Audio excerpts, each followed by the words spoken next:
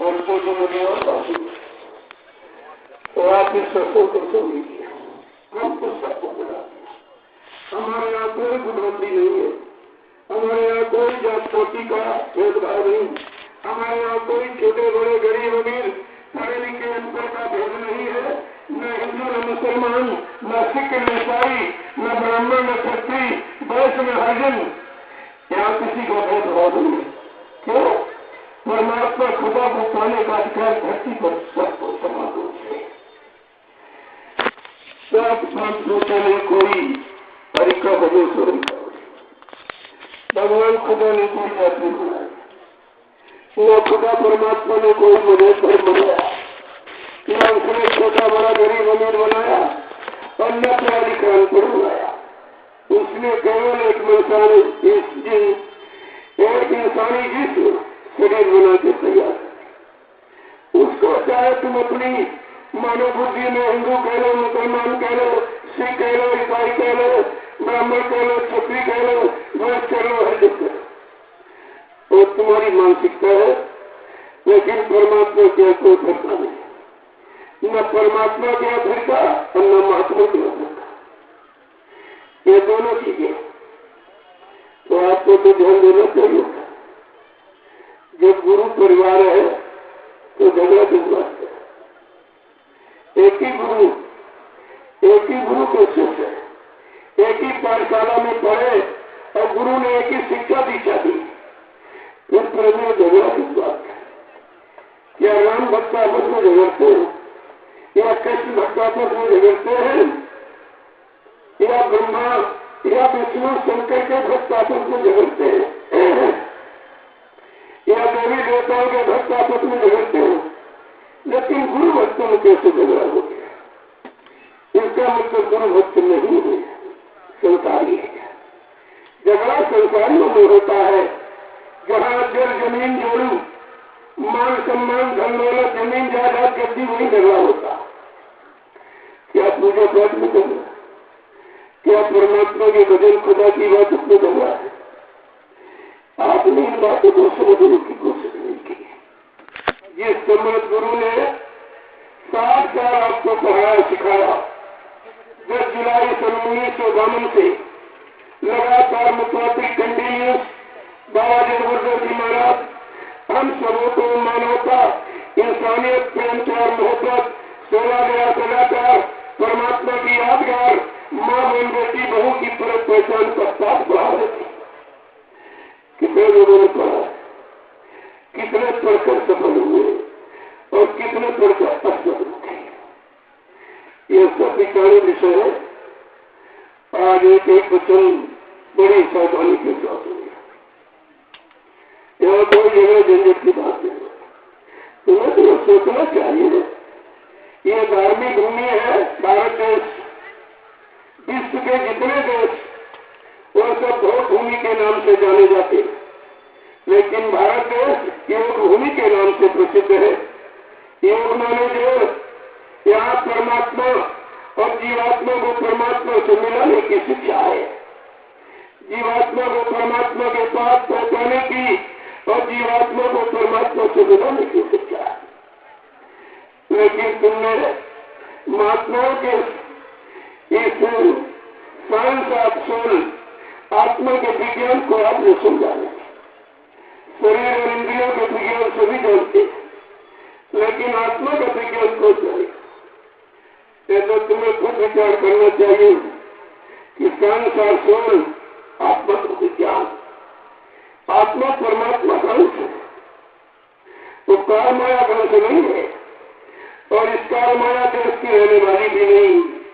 वो सत्रोत सत्य नारायणी धाम पूर्वधाम की रहने वाली है और वहीं से संत ससुर आता है इनको लेने के लिए, और वो जगाता है, चिताता है, इनको होश में लाता है और मतलब रानी सत्संग के रास्ते पर मोड़ के खड़ा करता है और फिर जो नाम को जगाता है वही नाम जो शब्द डोर इनको पकड़ाता है।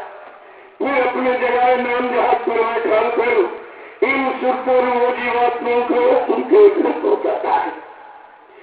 क्या तुमको न तो नाम जान पाए, न धाम समझता है न उनका काम समझता है। जबकि सदगुरु दयाल ने तीनों परिचय आपको दिए। मैं किस धाम से आया हूँ, किस काम के लिए आया हूँ, कौन सा नाम लेके आया हूँ। जब तीनों तरह का परिचय आपको मिल गया फिर शंका किस बात? क्या परिचय मिल जाने के बाद भी शंका रहती है? जब किसी को शंका करते हो तो उसके परिचय बोलते हो। ये अपना पता बता दीजिए कोई कहा रहने वाले आप। तो जब सदगुरु दयाल ने अपना परिचय दे दिया और आपने उसका प्रचार किया, ऐसे नहीं। आपने खुद कहा कि मेरे गुरु ये बीच के लोग से नहीं आए। क्या आपने परिचय किया है कि हमारे गुरु ने बताया है कि हम आए हुए देश से जहाँ तुम्हारा धर्म और तुम सबको घर पहुँचाना एक हमारा धर्म।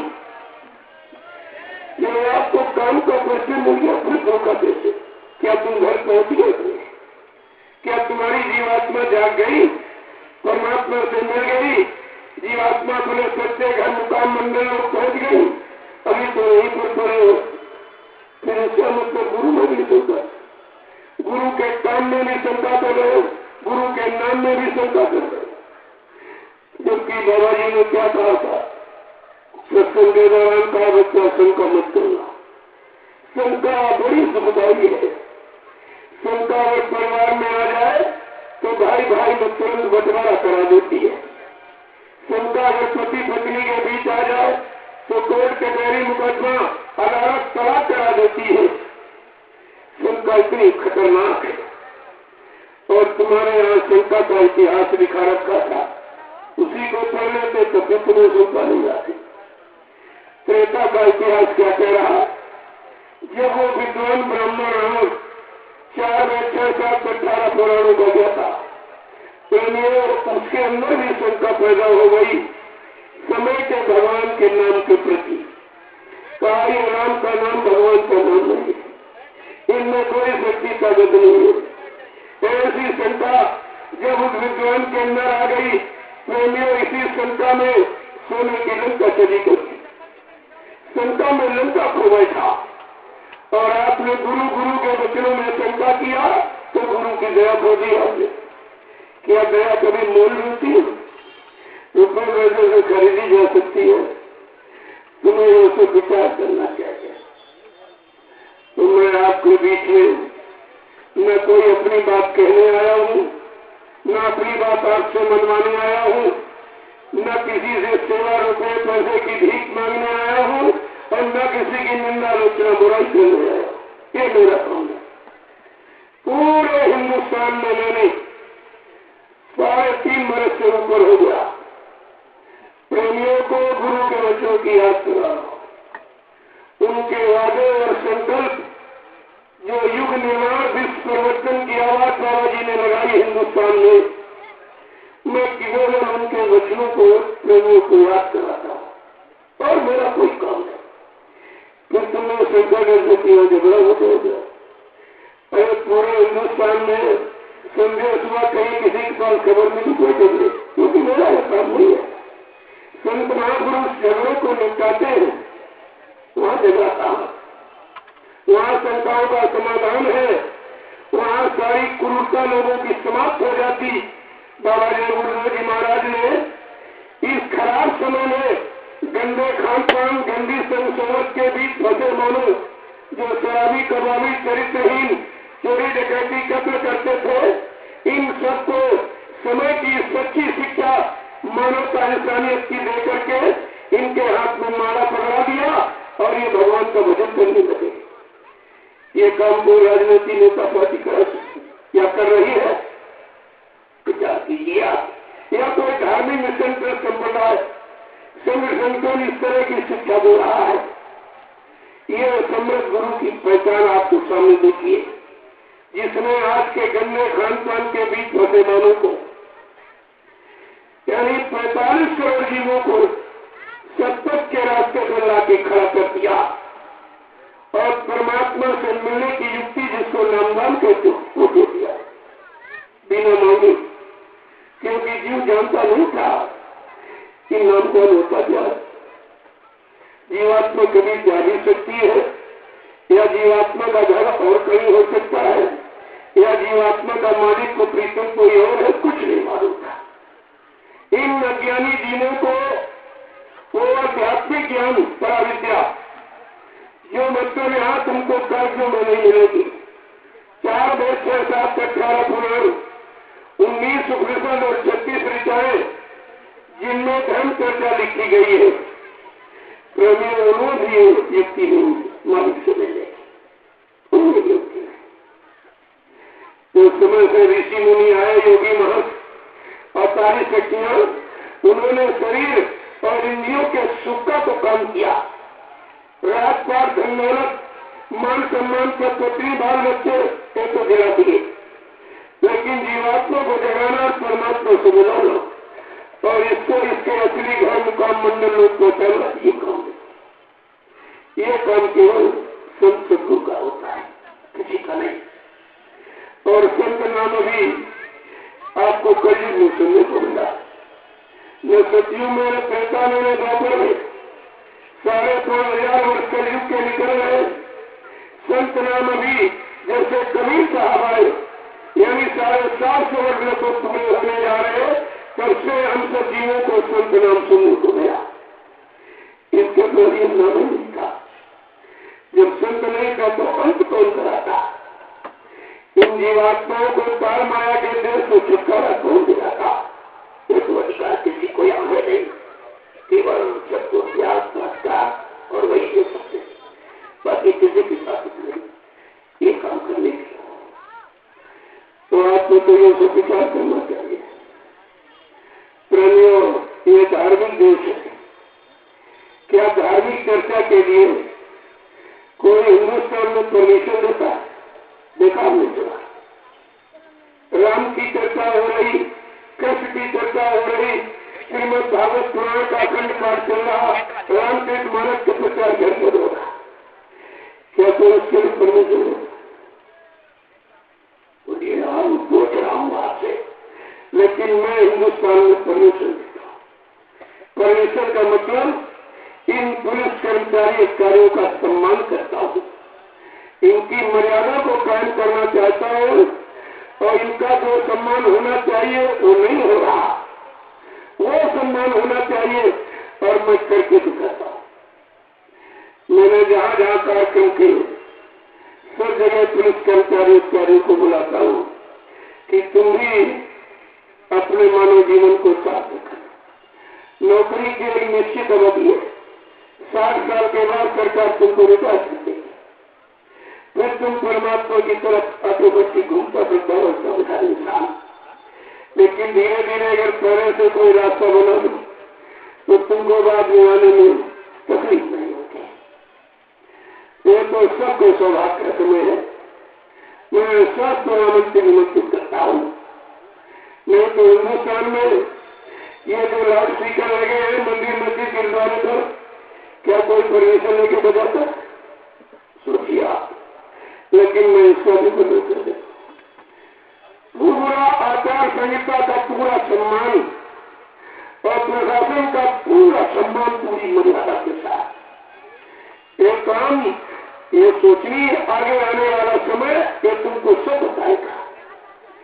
मैं उसी समय की भूमिका को तैयार कर रहा हूँ कि हमारे जितने कर्मचारी अधिकारी सबका उचित सम्मान होना चाहिए और इनको उचित वेतन तनख्वाह मिलनी चाहिए ताकि इनकी बाल बच्चों का पूरा हो जाए। बाबा जी ने सर्वप्रथम ऐलान किया था पुलिस कर्मचारी अधिकारियों के लिए, किसी ने आज तक आवाज नहीं उठा दी। कहा ये पुलिस कर्मचारी अधिकारी सबसे ज्यादा बड़ी ड्यूटी देता है 24 घंटे की, और इसको वेतन 8 घंटे का मिलता है, कैसे पूरा पड़ेगा?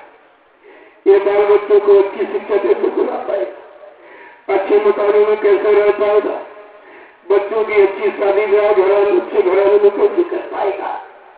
कैसे इसको अच्छे कपड़े भोजन की व्यवस्था कर पाएगा?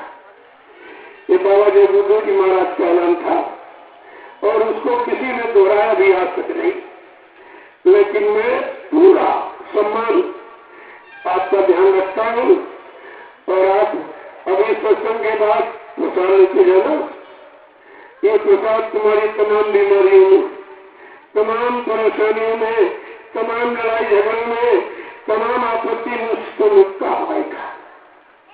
इसको जरूर देखिएगा और मैं आपको सम्मान के साथ विदा करूंगा। ऐसा क्या?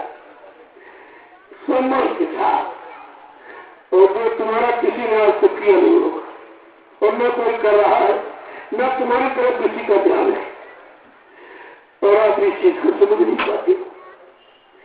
एक कार्यक्रम आपको आजमगढ़ ही मैंने किया, बड़ा लोगों ने इधर को शिकायत किया कि वो झगड़ा कराते, वो ये कराते, वो कराते।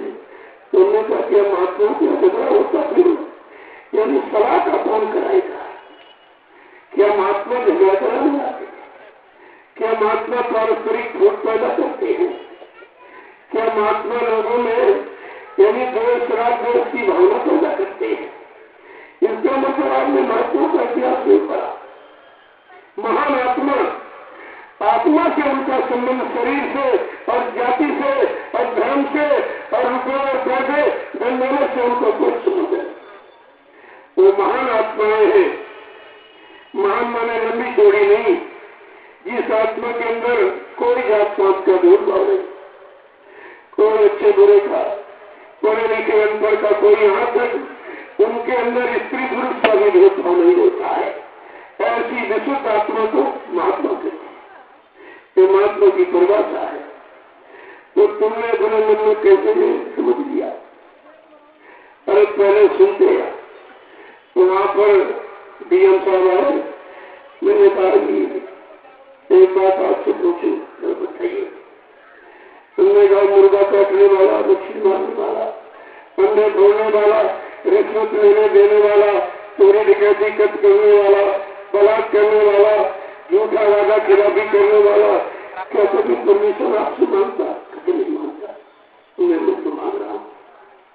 फिर भी आपने विचार किया कि कैसे लोग तो हमारा सम्मान कर रहे हैं, हमारी पूछ कर रहे हैं, हमको कुछ समझ करके हमारे पास आ रहे हैं और अपना प्रार्थना पत्र दे रहे हैं।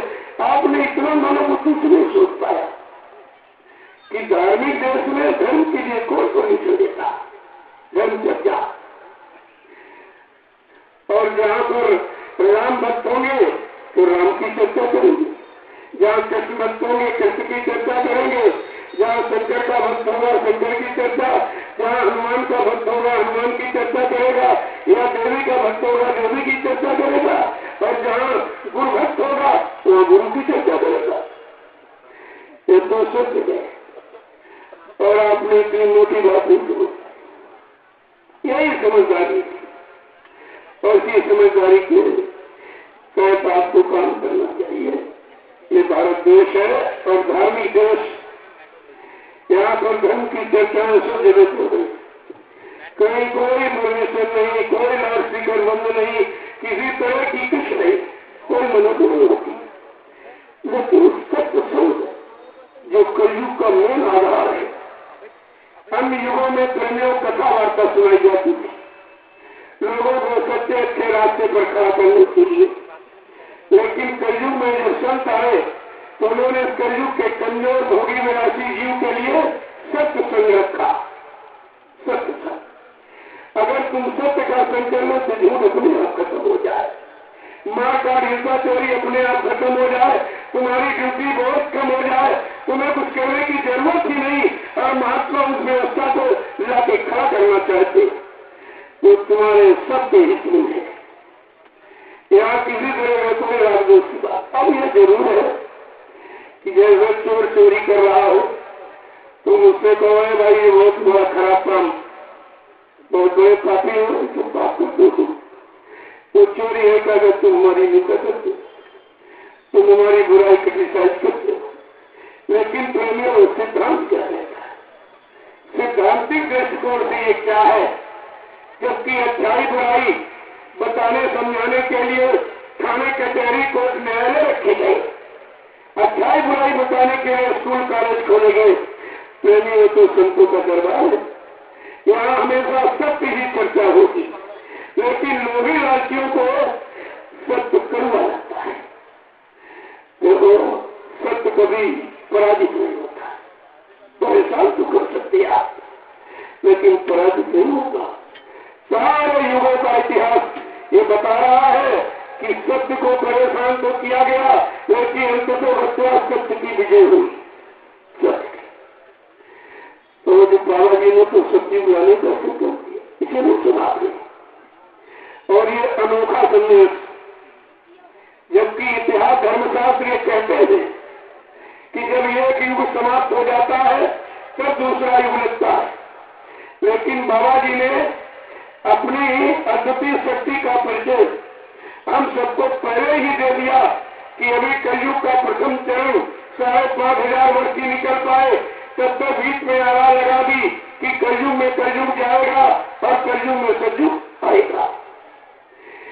आपने इस पर विचार मानव बुद्धि तो नहीं दोहराया। ये क्या है जो युग परिवर्तन कर सकता है? वो कौन सी व्यवस्था को नहीं बदल सकता है? प्रेमियों, ऋतु परिवर्तन कितना खतरनाक होता। जब ऋतु सीजन बदलती है तो अक्सर लोग बीमार पड़ जाते, सर्दी जुकाम बुखार आपको गर्म होता। जब आप ऋतु परिवर्तन नहीं बर्दाश्त कर सकते हो तो बाबा जी का युग परिवर्तन कैसे आप बर्दाश्त करोगे? इस पर तुमने बैठ के विचार नहीं किया। युग परिवर्तन, उसी युग परिवर्तन के बर्दाश्त के लिए तुम्हारे में शक्ति और क्षमता कैसे आएगी? तब अभी 8 वर्ष पहले से लगातार आपको शाकाहारी बनने का प्रचार किया गया, लोगों को शाकाहारी बनने का। क्यों? हम लोग जन्मजात शाकाहारी। जब बच्चा माँ के पेट से पैदा हो, चाहे हिंदू बने हो, चाहे मुसलमान, चाहे सिख ईसाई या ब्राह्मण, क्षत्रिय, सज्जन, किसी जरूर हो, क्या माँ ने उस समय अपने बच्चों को अंडा खिलाया? कि शराब पिलाई पानी, कि मुर्गा मीट खिलाया? हर माँ ने अपने बच्चों को अपना दूध पिलाया। ये प्रेमियों शुद्ध शाकाहार, शुद्ध आहार, सात्विक आहार, मानवीय आहार, इसी को कहते। तो हम लोग जन्म से ही शाकाहारी पैदा ही हुए, शाकाहारी, सदाचारी, ब्रह्मचारी, ये सब पैदा ही होते हैं माँ के पेट से। कोई शराबी कबाबी चोर डकैत पैदा नहीं होता। ये तो जब जैसी परिवार में आपको जन्म हो गया तो परिवार का जैसा खान पान आपको मिला, फिर जैसी कमाई आपने परिवार की खाई और इसके बाद जैसी स्वर्ण शोभत अपनाई, उसी से सब बिगाड़ हो गया। ये बिगाड़ से कुछ कारण हुआ है। और जब तक संगत अच्छी नहीं होगी, तुम्हारे यहाँ तो लिखा है कि सत सुधरे सत्संगत पाई, परस परस सुधार सुहाई, कि अगर शुद्धता, अपने में सच्चाई और चरित्रता, निर्मलता, पवित्रता लाना चाहते हो तो कहते सत्संग करो, संतों का काम करो, तब तुम्हारी एक कुटिलता मन की और कर्मों की गंदी समाप्त जाएगी। दूसरा कोई रास्ता यहाँ नहीं है। कोई डॉक्टर वो दवा देके तुम्हारा मन नहीं ठीक कर, तन की बीमारी तो ठीक हो सकती, लेकिन प्रेमियों जब मनसा रोग बढ़ गया है, काम क्रोध लोभ मोह अहंकार ईर्ष्या राग झूठ कपट छल पाखंड, क्या ये बीमारी कोई डॉक्टर को यकीन खत्म कर सकता? क्या किसी के पास ऐसा उपचार है? लेकिन संत गोस्वामी जी महाराज, जिन्होंने रामचरितमानस लिखा है, उन्होंने उत्तरकांड में ये सारी समस्याओं का समाधान बताया है। क्या कहा है कि सतगुरु दे बचन विश्वासा और संयम ये नाथ से किया था।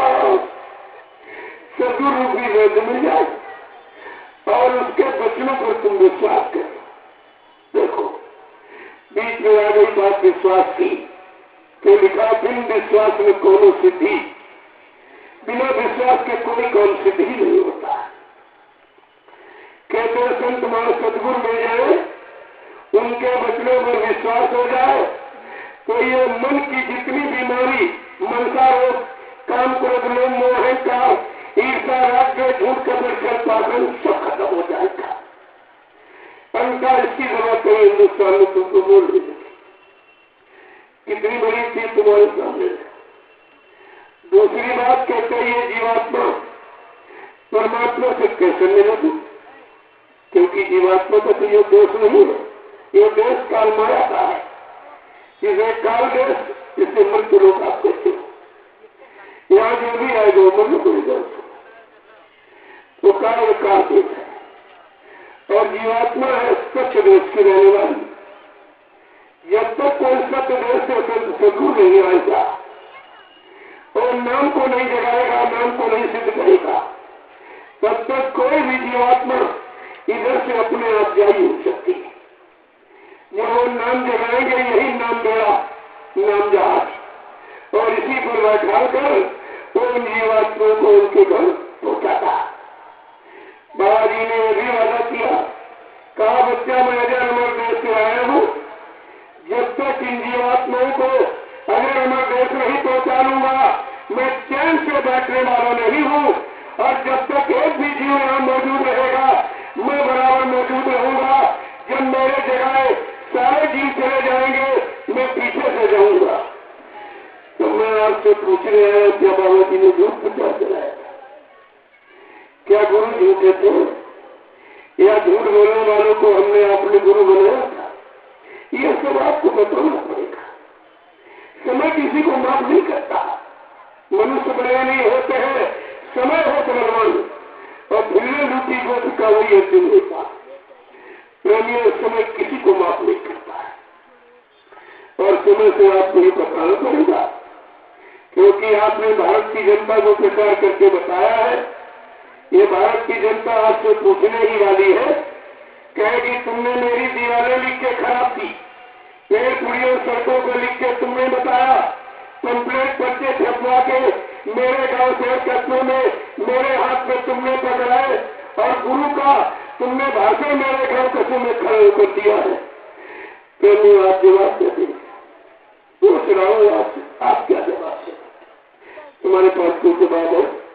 क्योंकि तुमने ये बताया है, प्रचार किया है। ये नाम नहीं इंसान का, ये नाम है भगवान का। ये काम नहीं इंसान का, ये काम है भगवान का। जब तुमने प्रचार करके बताया ये परिवर्तन करना और कलयुग को भगाना और सत्युग को लाना, जीवात्माओं को जगाना, नाम जहाज पर बैठा कर उनके घर पहुंचाना, कहते हैं वो भगवान का काम है। तो जहां तुम गुरु को छोड़ के गए वो भगवान है, वो भगवान है। विचार कीजिए, आलोचना नहीं है, सत्यता है। सत्य कभी आलोचना नहीं होती है। ये हमेशा मद्देनजर रखिएगा। आपसे ये भारत की जनता पूछेगी सब, तो सब आपको बताना है। क्योंकि हमने यदि आपने कहा कि विश्व को सुख शांति इसी नाम से मिलेगी और विश्व को सच्ची सुख शांति इन्हीं के द्वारा मिलेगी, अब उन्हीं को कहते चले गए, तो विश्व को सुख शांति कौन देगा? ये आपको बताना पड़ेगा। ये भारत की जनता ने तुम्हारा सारा भाषण नोट करके रखा है और ये सब पूछेगी आपसे। तो मैं तो आपसे ये पूछने आया हूँ कि आप जवाब क्या देंगे उसको? आपके पास उस समय क्या जवाब होगा? यह सब आपको ध्यान में रखना चाहिए था। बाबा जी ने यह भी कहा कि वचन जो उन्होंने कहा है 10 जुलाई 1952 से मैं सब आपके सामने खोल के रखना चाहता हूँ। मेरा कोई संदेश, मेरा कोई भाषण, मेरा कोई प्रवचन, मेरा कोई निंदा आलोचना बुराई का कोई यहाँ पर प्रश्न ही नहीं है। जब एक ही परिवार है तो बुराई की बात, लेकिन परिवार में अगर कोई समस्या खड़ी हो जाए तो क्या परिवार में बैठ कर उसको सुलझाया नहीं जा सकता? क्या सुलझाने का नाम आलोचना बुराई है? आप ये भी तो विचार कीजिए, मानव बुद्धि परमात्मा ने आपको किसने दिया है? ये है परीक्षा का यंत्र, ये बुद्धि। अच्छे बुरे पाप पुण्य की पहचान, माँ बहन बेटी बहू की पहचान, सत्य झूठ की पहचान की। और अगर आपने मानव बुद्धि पाकर आपने पहचान न की तो प्रेमियों इसकी भी सजा है। परमात्मा के दिए यंत्र का प्रयोग सही जगह न किया, इसकी भी सजा है। ऐसा नहीं है। मानवीय विधान तो हेरा फेरी नहीं हो सकता, लेकिन एक ईश्वरी विधान पर कोई छाप नहीं लगा सकता। वो तो समय से आपके सामने आके खड़ा हो जाएगा। तो मैं उस महापुरुष के एक एक वचन को आपके सामने रखना चाहता। मैं समझाने नहीं आया, याद कराने आया। समझाने के लिए तो कुदरत खड़ी है पीछे। बाबा जी ने क्या कहा था? कहा भी महात्मा समझा रहे हैं, सब तरह से मना रहे हैं, पाप कर्मों में माफी भी दिला रहे हैं। अगर महात्माओं के वचनों को न माना और न विश्वास किया तो कहा बच्चा पीछे कुदरत खड़ी है, उसके एक झंडे में 20 करोड़ का हमारा मेरा हो जाएगा। आप सब मान लेना, हमें कौन जल्दी, लेकिन बताने की जल्दी जरूर है, ताकि समय पर कोई प्रेमी हिंदुस्तान का ये न कह सके कि हमको गुरु के वचन वादे याद नहीं रहे।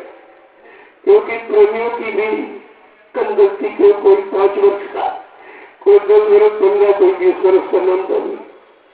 तो गुरु जी पढ़ाई पढ़ा रहे 10 जुलाई 1992 से। आप बीच में जाके बैठ गए, तुमको यही नहीं मालूम पहले क्या पढ़ाया, क्या सिखाया, क्या भविष्यवाणी की। तो बेचारे भोले वाले जी उनको नहीं मालूम, तो उनको एक जानकारी समझ मिल जाए। क्या जानकारी देना भी बुरा है, या सच्ची बात, सच्ची जानकारी समय से देना क्या आलोचना है, क्या निंदा होती? इस पर भी तो आपको विचार करना चाहिए। नहीं, आप भविष्य में ये कहोगे आप सब कुछ जानते थे तो आपने समय पर बताया क्यों नहीं था? तो भी तो आप ये कहेंगे। इसलिए जैसे प्रेमियों, एक महात्मा जी थे, वो पहाड़ी पर बैठे थे। एक राजा घोड़े से गया तो घोड़ा को पेड़ में बांध दिया और महात्मा जी के पास जाके दंडवत प्रणाम करके बैठ गया। थोड़ी देर के बाद कह रहा, महाराज मेरा भविष्य बता दीजिए। तो महात्मा जी ने कहा भविष्य में बताऊंगा, लेकिन तुम मानोगे नहीं। अरे कहा नहीं, आप मेरा भविष्य बताओ, हम न माने। कहा यही बात है, मैं जानता हूँ तुम मानोगे नहीं, लेकिन महात्मा जी ने कहा मैं बताऊंगा जरूर, क्योंकि मेरा फर्ज है। देखिए, मैं जानता हूं आप नहीं मानोगे, लेकिन मेरा फर्ज मैं बताऊंगा जरूर। तो महात्मा जी ने कहा राजन, जो तुम शिकार खेलने जाते थे वो जीव हत्या है, और जीव परमात्मा के बनाए तुम्हारे हैं, इसलिए ऐसा हत्या का काम मत करो। जंगल मत जाना, लेकिन कहा राजन तुम जाओगे जरूर। अगर जाना तो कितना भी सुंदर अच्छा घोड़ा तुमको जंगल में मिल गया, उसको ले मत आना, लेकिन तुम लाओगे जरूर। अगर ले आना तो राजन उसको सवारी मत करना, लेकिन तुम करोगे जरूर। अगर सवारी करना तो किसी दूसरे राजा की राज सीमा में प्रवेश मत लेना, लेकिन तुम करोगे जरूर। अगर वहां भी जाना तो किसी स्त्री जात से संबंध मत करना, और कहा राजन तुम्हारी मौत है। वो महात्मा मौत तक का परिणाम जानती है और बताते भी है। लेकिन प्रेमियों, इसी बीच में एक होनी शब्द आ जाता। होनी माने जो तुमने गलत किया है और किसी की बात नहीं मानी, और गलत पर गलत, गलत पर गलत, यानी पाप का जो घड़ा भर गया है वो फूटेगा, वो जरूर फूटेगा। तो काल होनी बड़ी प्रबल है, जिसके लिए धर्मशास्त्रों में लिख के आपको पहले से बताया गया कि होनी होनहार बलवान, इसे कोई मत मानो झूठी। और गई मंत्रा पास के गई, पिला गई बूटी, राम लखन वनवास सिधारे, जो राजा दशरथ की झूठी, इसे कोई मत मानो झूठी। पर नारी के हो तो रावणा, नियत करी खोटी। प्रेमियों, परिणाम क्या हुआ? लंकगढ़ सोने की घटी। ये है परिणाम बुरे कर्म का। बुरा नतीजा न हो तो देखो। तो बहुत दिनों तक राजा याद रखता रहा, लेकिन जब होनी आ गई शीश पर, तो होनी के लिए क्या लिखा? जब जैसी हो तब पिता, तब तैसी मति हो, और काल रेख की लेख को लेट सके नहीं कोई। तो मंत्री आया, कहा राजन बहुत दिन हो गए शिकार करके नहीं चल मालूम नहीं, महात्मा जी ने मना किया था। अरे कहा ये भी तो कहा था घोड़ा मत किसी का ले आना, तुम्हारे पास तो घुड़सवार सेना तुमको घोड़े की क्या है। देखिए, जब काल के जीव आपके साथ लग जाएंगे तो महात्मा दयाल होते, दयाल की बात को वो तुमको समझने ही नहीं देंगे, वहां तक पहुंचने ही नहीं देंगे, पहले रास्ते से विमुख कर देंगे, हटा देंगे। ये काल के जीवों का काम होता। और मंत्री वो काल का एजेंट था। तो वो कैसी शिक्षा दे रहा कि राजा महात्मा के बच्चन याद नहीं कर रहा, कह भी रहा, वो महात्मा जी ने मना किया था शिकार का मत करना, ये हिंसा हत्या है, पाप है। लेकिन राजन क्या उनका कह रहा मंत्री, अरे ये भी तो कहा था कि किसी का घोड़ा मत लेना। चलो, और उसकी बात मान करके काल जीवों की बात मान ली और वो चला गया चंद्र। लेकिन महात्मा का वचन कभी झूठ नहीं होता। पूरे दिन राजा घूमता रहा शिकार की तलाश में, कहीं शिकार नहीं मिला। उसी रात में भागते भागते कहीं दूर चला गया। जब वापिस लेकर तो रात हो गया। जब जंगल में आया, देखा एक खुशनुमा घोड़ा खड़ा है, इतना सजा सजाया सुंदर, जो राजा की घुड़सवार सेना में कभी खाई। प्रेमियों, वो थी मौत जिसको महात्मा जी ने मना किया, वो मौत थी। तो मंत्री ने कहा, राजन बहुत सुंदर घोड़ा है। अरे कहा मंत्री, मानी महात्मा जी ने मना किया था कि उसको घोड़े मत देना। ये कहा था सवाल ही मत करना, चलो ले चलो और दरवाजे बंद को सुबह हो। देखिए, वो मौत थी जिसको महात्मा जी ने मना किया, लेकर के आया, दरवाजे को बांध दिया। 3 महीने के बाद प्रेमी उस राजा बदपड़ोसी राजा ने आक्रमण कर दिया। मंत्री दौड़ कर आया, कहा राजन तुम्हारे पर चढ़ाई हो गई, जल्दी सेना भेजो। तो राजा ने सारी घुड़सवार सेना लड़ाई के मैदान में भेज दिया। 6 महीने प्रेमियों युद्ध चला, उसकी सारी सेना लड़ाई के मैदान में मारी गई। मंत्री दौड़ के आया, कहा राजन जल्दी करो, जल्दी चलो, तुम्हारी सारी सेना मार दी गई। कहा मंत्री कैसे चलो, मेरे पास सवाल ही हुई। अरे कहा घोड़ा तो खड़ा है। कहा नहीं, महात्मा जी ने मना किया। अरे कहा, ये कहा था किसी दूसरे राजा की सीमा में मत जाना, तो उसने तुम्हारी सीमा में प्रवेश करा, उसको बता दोगे। देखिए, काल के जीव कैसे तुमको बहकाएंगे, दया की यानी शरण से कैसे हटाएंगे, भगाएंगे। तो राजा उनकी बात मान गया और उस घोड़े पर बैठ गया। वो थी मौत, उड़ गई, एकदम उड़ पड़ी और उसने लड़ाई मैदान में पहुंची। हाथों से लातों से मारो काट इतना जो है और मारी मारे क्रोध में वो राजा, एक राजा, तो राजा तीसरे राजा की सीमा में पहुंच गया।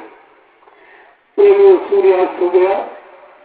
तब लड़ाई में नियम था, सूर्यास्त के बाद लड़ाई नहीं होती थी। तो राजा वही रुक गया।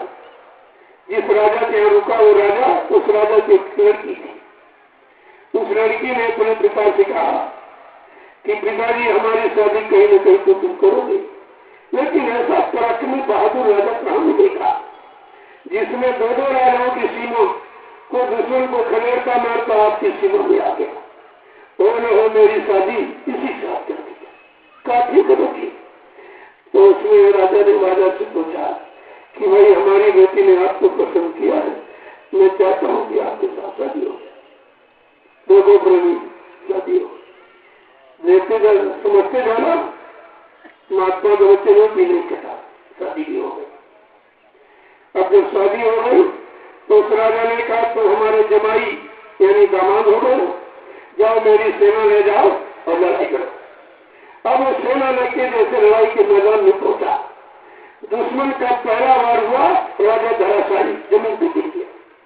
महात्मा जी सामने खड़े हैं, कह रहे तो राजन माने सब बताया था और सारे वचन मेरे तुम्हारे सामने आए और तुमको याद भी रहे, लेकिन तुम काल जीवों के साथ जुड़े थे, इसलिए उन्होंने हमारे तुम्हारी पर जो दया हो रही थी उस दया के वचन तुमको सुनने समझने नहीं दिया। और कहा राजन मेरा एक वचन बाकी है, जो मैंने कहा तुम्हारी मौत होगी, अब तुम मौत की गोद में जाने ही वाले हो। प्रेमियों, महात्मा सब कुछ चाहते हैं। जिसकी जीवात्मा की तीसरी आंख दिव्य ज्ञान चक्षु से नेत्र आई जब खुल जाती है, वो महात्मा भूत भविष्य वर्तमान को एक ही जगह से देखता है। और मृत्यु से लेकर सत्यलोक तक बीच के जितने मुकाम मंडल लोग सबको देखता, सबको जानता है, तो सबको देख रहा है, सब कुछ जान रहा है। क्या तुम उससे कुछ छिपा सकते हो या तुम उसको कुछ बताओगे? ये तुम्हें सब विचार करके रखना चाहिए था। लेकिन जब काल के जीव समझने नहीं थे, बाबा जी ने यह भी कहा था कि बच्चा मेरे यहाँ तमाम काल के जीवों ने बैठ के नामदान सुन लिया है, मैं नहीं लिया, सुन लिया है, उनसे बहुत होशियार रहना और पहचान बताई थी। जो नहीं माने हुक्म हमारा, उनके मन को काल संभारा। जो मेरे हुक्म आदेश को न मानेगा, न विश्वास करेगा, अपना आदेश चलाएगा अपने मान सम्मान अधिकार के लिए, बच्चा वो काल के जीव है, उनसे बहुत होशियार के साथ रहना। आपने गुरु के बच्चों को पकड़ के रखा, अगर रखा होता आज गुरु परिवार पर शंका के बादल नहीं छाए होते, सबकी समझ में आ जाता। जिस महापुरुष ने 60 साल मेहनत किया, इतिहास में कोई ऐसी, किसी के इतिहास में ऐसी विरा का प्रमाण नहीं है जैसी बाबा जी गुरुदेव जी महाराज ने इस कलयुग के खराब युग पर किया। और हिंदुस्तान का कोई प्रांत, कोई जिला, तहसील, ब्लॉक, शहर, कस्बा, गली, गांव पूछा छोड़ा नहीं जहां पर उन्होंने अपने काम करने की आवाज, विश्व परिवर्तन की आवाज को, युग निर्माण की आवाज को लोगों के कानों तक न पहुंचाया हो। तो मैं तो उन्हीं के बच्चों की याद दिला रहा हूँ। मानना न मानना ये तुम्हारा है, मैं तुम्हें कह रहा मैं मनवाने नहीं आया, क्योंकि हमको आपसे कुछ नहीं चाहिए। लोगों में कपड़े पहनता नहीं, जो जेब रखोगे आपका पैसा रखो। मेरा कोई बीवी बच्चा है नहीं जिसके लिए मैं झूठ बोलूंगा या संचय करूंगा। मोटी बात, मेरा कोई बैंक बैलेंस खाता नहीं और मेरा कोई नाश्ता नहीं। तो आपके आए हो, मैंने कुछ एक गिलास दूध माने नहीं तो 2 दिन नहीं चलोगी। मेरा कोई नाश्ता, कोई फल फ्रूट लेवा नहीं खाता और मैं 24 घंटे में एक सूखी रोटी, मेरा भोजन गरीब से गरीब आदमी नहीं करेगा। एक सूखी रोटी, मतलब उबली हुई दाल, उबली हुई सब्जी, ये संतमती रूखा सूखा भोजन। तो जो रोज रोटी खानी हो तो हर गरीब के घर में मिल जाएगी। हम तुम्हारा पैसा और सामान दौलत से हमको इसकी जरूरत, हमें इसकी जरूरत नहीं है। मैंने पूरे हिंदुस्तान में 3.5 वर्ष से ऊपर हो गया, मैंने मुझ से ऐलान किया है, न हमारे कोई पैर छूना, न मेरे हाथ में रुपया पैसा सामान देना। हमको इसकी बिल्कुल जरूरत नहीं है, हमको तुम्हारी सबकी जरूरत है, हमको गुरु परिवार की आवश्यकता है। अगर ये परिवार जाग जाए, अपनी जगह खड़ा हो जाए, सुबह शाम सुमरन ध्यान भजन करने लगे, सेवा में लग जाए, तो किस बात की कमी है? किस बात की कमी? आपको करना ही क्या था? 1971 में बाबा जी ने कहा था, मैं बड़ी मेहनत और संघर्ष के साथ इस आध्यात्मिक बगीचे को तैयार कर रहा हूँ। बच्चा, तुम्हारा सबका परम कर्तव्य है मेरे से आध्यात्मिक बगीचे का एक भी पेड़ न सूखने देना, न हटने देना। आपने गुरु आदेश माना, एक जीव तुमने लगाया नहीं है और गुरु के लगाए करोड़ों जीवों को अपने स्वार्थ लोभ लालच के लिए गुरु की दया की बाउंड्री के बाहर कर दिया है। क्या ये अपराध नहीं है? जबकि बाबा जी ने क्या कहा था, मेरे आध्यात्मिक वचनों को सुनाकर अगर एक सांसारिक व्यक्ति को मोड़कर तुम सच्चे रास्ते पर खड़ा कर दोगे तो बच्चा तुमको 1 लाख यज्ञों के समान फल मिलेगा। कभी में इतना बड़ा लाभ है, एक जीवात्मा को मोड़ दिखा और तुमने क्या किया? अपनी करनी पर विचार करो। मैं तो याद दिला रहा हूँ, आप मैं मनवाने नहीं आया हूँ, याद दिलाने आया हूँ, ताकि कोई भी जीव समझ पर ये न कर सके कि उनको गुरु के वचन, गुरु के वादे, गुरु की परिवर्तन की आवाज, युग निर्माण की आवाज हमको मालूम नहीं रही। मैं भूल गया, मेरा कोई काम नहीं करता।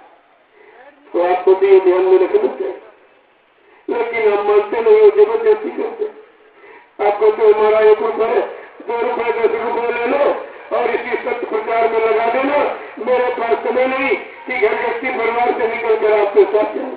हमने कहा अगर ऐसी कोई श्रद्धा, सेवा नहीं, सेवा तो संभाल के रखी। बाबा जी ने 3 साकेत महायज्ञ किए। पहला अयोध्या का, दूसरा साबरमती अहमदाबाद, तीसरा काशी बंधोले नगरी का, और कहा था बच्चा चौथा यज्ञ अभी सचिव आगमन का बाकी है, उसका प्रचार मैं 6 महीने पहले कर दूंगा। तुम धन सेवा समय बचा के रखना, मैं किसी समय आह्वान कर सकता हूँ। और कहा वो चौथा सचिव साकेत यज्ञ कहाँ होगा? कहा कोई पुरानी यानी मशहूर जगह पर नहीं होगा, कोई मशहूर जगह नहीं होगी, कोई धार्मिक स्थल नहीं, कोई बड़ी धार्मिक नदी नहीं, बियावान जंगल, एक छोटी सी नदी होगी। उस मैदान में 10 करोड़ प्रेमी इकट्ठा होंगे और सचिव आगमन के चौथे यज्ञ में मैं सचिव आने की तारीख की घोषणा करूंगा। क्या बाबा जी ने झूठ कहा था? क्या ये झूठ कहा था? हम तो आपसे पूछ रहे, आपसे पूछने आया हूं, क्या ये गुरु जी ने सब झूठ है तो कहा क्या है? जबकि उन्होंने अपने सच्चाई और अपनी शक्ति का पूरा परिचय, इतने बड़े बड़े काफिले हिंदुस्तान की सड़कों पर न किसी ने कभी निकाले हैं, न भविष्य में न कोई निकाल रहा, न कोई भविष्य में निकाल सकेगा।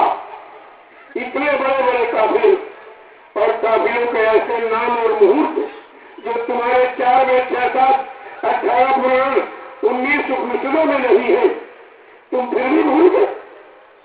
नाम को याद रखा है, कारवा काफिला।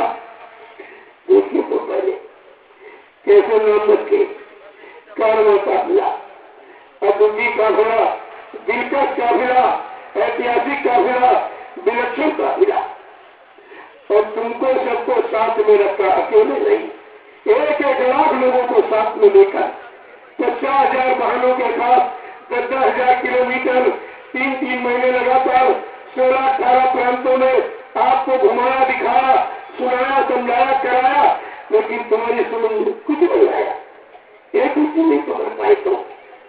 और कहा था जहां जहां मैंने मंत्र लगाकर मैंने जो जो संदेश दिया है, जब तक बच्चा ये सब नहीं हो जाएगा, मैं भारत के एक नागरिक से पूछ लूंगा, मैं जनता में बड़े बड़े मंत्र लगवाऊंगा, फिर भारत की जनता से पूछूंगा कि मैंने जो जो वादे किए या संकल्प प्रतिज्ञा जो परिवर्तन की, तरजुब आने की, सज्जू लाने की है, ये सब पूरी हो गई कि नहीं। जब भारत की जनता दोनों हाथ उठा करके कहेगी कि बाबा जी सब कुछ हो गया, तब ये बाबा मानने वाले हैं और तभी जाने वाले हैं। क्या ये गुरु जी ने झूठ कहा था? पूछ रहा हूं आपसे, क्या ये झूठ कहा था? और कहा था बच्चा मैं वो गांधी महात्मा नहीं जो चूक गया, उनको गोली का शिकार कर दिया गया, लेकिन मुझको मारने के लिए अभी सृष्टि में कोई गोला बारूद तैयार नहीं। न मुझे कोई मार सकता है, न मुझे कोई धोखा दे सकता है, न मुझे कोई धन दौलत सामान से खरीद सकता है। मैं अपना काम करने आया हूँ, काम करके ही जाऊंगा, चाहे अपने वादों और काम को पूरा करने के लिए हमको इसी शरीर में 400 वर्ष क्यों न रहना पड़े। क्या ये झूठ कहा था? या गुरु ने सब झूठ बोला? फिर ऐसे झूठ बोलने वाले को गुरु को बोल रहे आपने? ये सब आपको बताना पड़ेगा। ऐसा नहीं इस समय किसी को माफ नहीं करता, मैंने पहली आपसे कह दी ये सब चीजें। और जबकि बाबा जी ने क्या कहा था? कहा बच्चा मेरे सत्संग बच्चों को बहुत संभाल के रखना, जैसे लोग रुपया पैसा सोने चांदी हीरे जवाहरात को गांठ में बांध के रखते। अगर मेरे सत्संग बच्चों को तुमने कहीं बुला दिया तो मेरी दुआ दया के भंडार से तुम करोड़ों को पीछे चले जाओगे। ये एक वचन इसको नोट करते रहिए आप। चाहिए जबकि संतों के बारे में बहुत पहले लिख दिया गया, ताकि आने वाली जनरेशन पीढ़ी संतों के बारे में कहीं शंका करने, भूल भ्रम करने लगे। तो क्या लिखा? पढ़ा आपने? अगर पढ़ा होता तुमको अपने गुरु पर शंका नहीं होती। संत वचन प्रकट नहीं, पर जात ब्रह्मांड, चाहे ब्रह्म अपने ब्रह्मांड की रचना में तब्दीली बदलाव कर दे, लेकिन संत जो कहेंगे वो करके दिखाएंगे। संतों की जवान दस्तावेज होती है, जिसको आप कहते हो यूनिवर्सल ट्रुथ, अकाट्य सत्य को नहीं कहा सकता। और क्या लिखा संतों के बारे में? संत लोक पर मैं हमारे मेटे अंक कौन निभाल के, जो ब्रह्मा ने कर्म चला दी, हमारे आपके पाप पुण्य कर्मों की सजा और लाभ देने की संत महापुरुष सेवा के द्वारा ब्रह्मा के कर्म का लिखा अक्षर, जिसको भाग किस्मत कहते हो, उसको भी बदल देते हैं। इतनी बड़ी शक्ति सामर्थ्य। और आप अगर इन सबको याद रखते तो तुमको याद बना रहता है कि हमारा गुरु कितना महान है, कितना बड़ा सर्वशक्तिमान, जो यहाँ पर किसी भी पाप कर्म को किसी ने माफ नहीं किया। तुम्हारे यहाँ इतिहास मौजूद है, चाहे त्रेता के राम हो, द्वापर के कृष्ण हो, भगवान राम का इतिहास कहता है उन्होंने अपने सगे पिता को नहीं माफ किया, राजा दशरथ को। अपराध क्या था कि धोखे में श्रवण कुमार की हत्या हो गई। प्रेमियों, एक हत्या धोखे में पिता से, और भगवान राम ने नहीं माफ किया। उन्होंने कहा माफ कर दीजिए, आपके पिताजी धोखा करो कुछ नहीं, मैंने कर्मों का विधान बनाया है, मैं अपने विधान संविधान सिद्धांत में कभी समझौता नहीं करता हूँ, नहीं माफ किया। देखिए, और कहा कि मैंने कानून बना दिया। तुमने भगवान राम के कानून को याद रखा, जो रामचरितमानस में घर घर लिखा रखा हुआ। संत गोस्वामी जी महाराज 500 वर्ष पहले से तुमको सारी जानकारी, सारी सूचना दे रहे हैं रामचरितमानस के माध्यम से, लेकिन आपने उसको भी याद नहीं लिखा। तो भगवान के कानून क्या है? कितने साफ साफ कि कर्म है प्रभा मैं विश्वरती राखा, और जो जैसे कारी ऐसे फल चाखा। भगवान राम कह रहे मैंने कर्मों का विधान बनाया, एक अच्छा बुरा जिसको पाप के सिवा। अच्छा करो मैं अच्छा परिणाम दूंगा, और बुरा करोगे तो बुरा, लेकिन माफ नहीं। मैं माफ कर सकता हूँ, मैं खत्म कर सकता हूँ, मैं अदला बदली कर सकता हूँ। ये कहा कि काल मेरी मैं तिन करे भ्राता, और सुबह कर्म फल दाता। बिल्कुल साफ कर दिया। कहा मैं महाकाल भगवान के हुक्म से आया हूँ, मैं खुद काल रूप हूँ। काल में जो फंसे जीव है मैं उनकी मदद कर देता हूँ, लेकिन काल के जीव ये सुन लेना, मैं तुम्हारे द्वारा किया गया मनसा वाचा कर्म, कोई भी अच्छे बुरे पाप को न मैं माफ कर सकता हूँ, न खत्म कर सकता हूँ, न अदला बदली कर सकता हूँ, मैं उसकी सजा परिणाम दे सकता हूँ। वो कितना साफ साफ लिखा, और आप इसको नहीं समझ पाए तो भगवान राम के अगर कानून को पढ़ने तो रामचरितमानस में, तो तुमको शंका खत्म हो जाती कि उन्होंने तो अपने पिता को नहीं माफ किया। जब एक हत्या धोखे में हो गई श्रवण कुमार की, और तुमने अपने मानव जीवन में कितनी हत्याएं की है, कितने मुर्गे मारे, कितने बकरे काटे, कितनी मछली मारी, कितने अन्य घोड़े, कितने घर पास करके मासूम बच्चों की हत्या किए बैठे हो, बोला तुमको कौन सा भगवान माफ कर देगा? भगवान का विधान करिए। पहली घटना भगवान राम की, उन्हें अपने पिता को नहीं माफ किया। दूसरी घटना ब्राह्मण विद्वान रावण को नहीं माफ किया। उसने क्या किया था? उसने उनकी स्त्री का अपहरण किया था। नारी अपहरण की सजा भगवान कभी माफ नहीं करता है। तो विचार करो आज कितनी बहु बेटियों का अपहरण होगा, कितना बड़ा राम रावण संग्राम, कितना खून खराबा होगा। एक द्रौपदी को द्वापर में नंगा किया जाने का प्रयास, उसमें कितना भारी महाभारत हो गया। 56 करोड़ लगे जो नहीं माने थे, समय की बात को नहीं माना, 56 करोड़ वही कराता ही हो, कितना खून खराबा हुआ। अब आप विचार कीजिए, आज समाज में कितनी बहु बेटियों को नंगा किया जा रहा, मानव बुद्धि से विचार कीजिए कि समय का कितना भारी महाभारत होगा, कितनी खून खराबा और कितनी जाने चली जाएगी। यह पिछला इतिहास अपने वर्तमान की मजबूती के लिए लिखा गया। अगर आपने पिछले इतिहास को जाना होता और वर्तमान में सदगुरु दयाल के वचनों को माना होता तो तुम शंका संदेह घोर भ्रम में नहीं जाते। कोई तुमको डालने वाला पैदा नहीं हुआ था। और तीसरी घटना भगवान राम की कुंभकर्ण का वध। रामचरितमानस तो प्रशंसा कर रही, कुंभकर्ण को नहीं बदलता, लेकिन भगवान राम ने उसको नहीं माफ किया। कारण क्या था, क्या अपराध था? वो शराब पीता था, मांस खाता। प्रेमियों, अगर भगवान राम का कानून आज समाज में लगा दिया जाए, तुम परिवार समाज में रहने वाले कितने लोग बचोगे? तुम सब शराबी कबाबी हो गए। तुमने भगवान राम के दंड विधान को कहां पढ़ा, कहां माना, कहां स्वीकार किया आपने? चौथी घटना है बाली का वध। ये 4 घटनाएं हैं भगवान राम। अगर इन घटनाओं को आप पढ़ लेते और समझ लेते कि हमारे द्वारा कोई ऐसी अमानवीय घटना मेरे मानव जीवन तो हमसे नहीं हो रही, मैं भगवान हमको भी नहीं माफ करेगा। तो कानून कानून होता है। जब ये मानवीय कानून नहीं माफ करता तो ईश्वरी कानून कैसे माफ करेगा? तो बाली का वध क्यों किया? बाली बड़ा भाई तो सुग्रीव छोटा भाई था।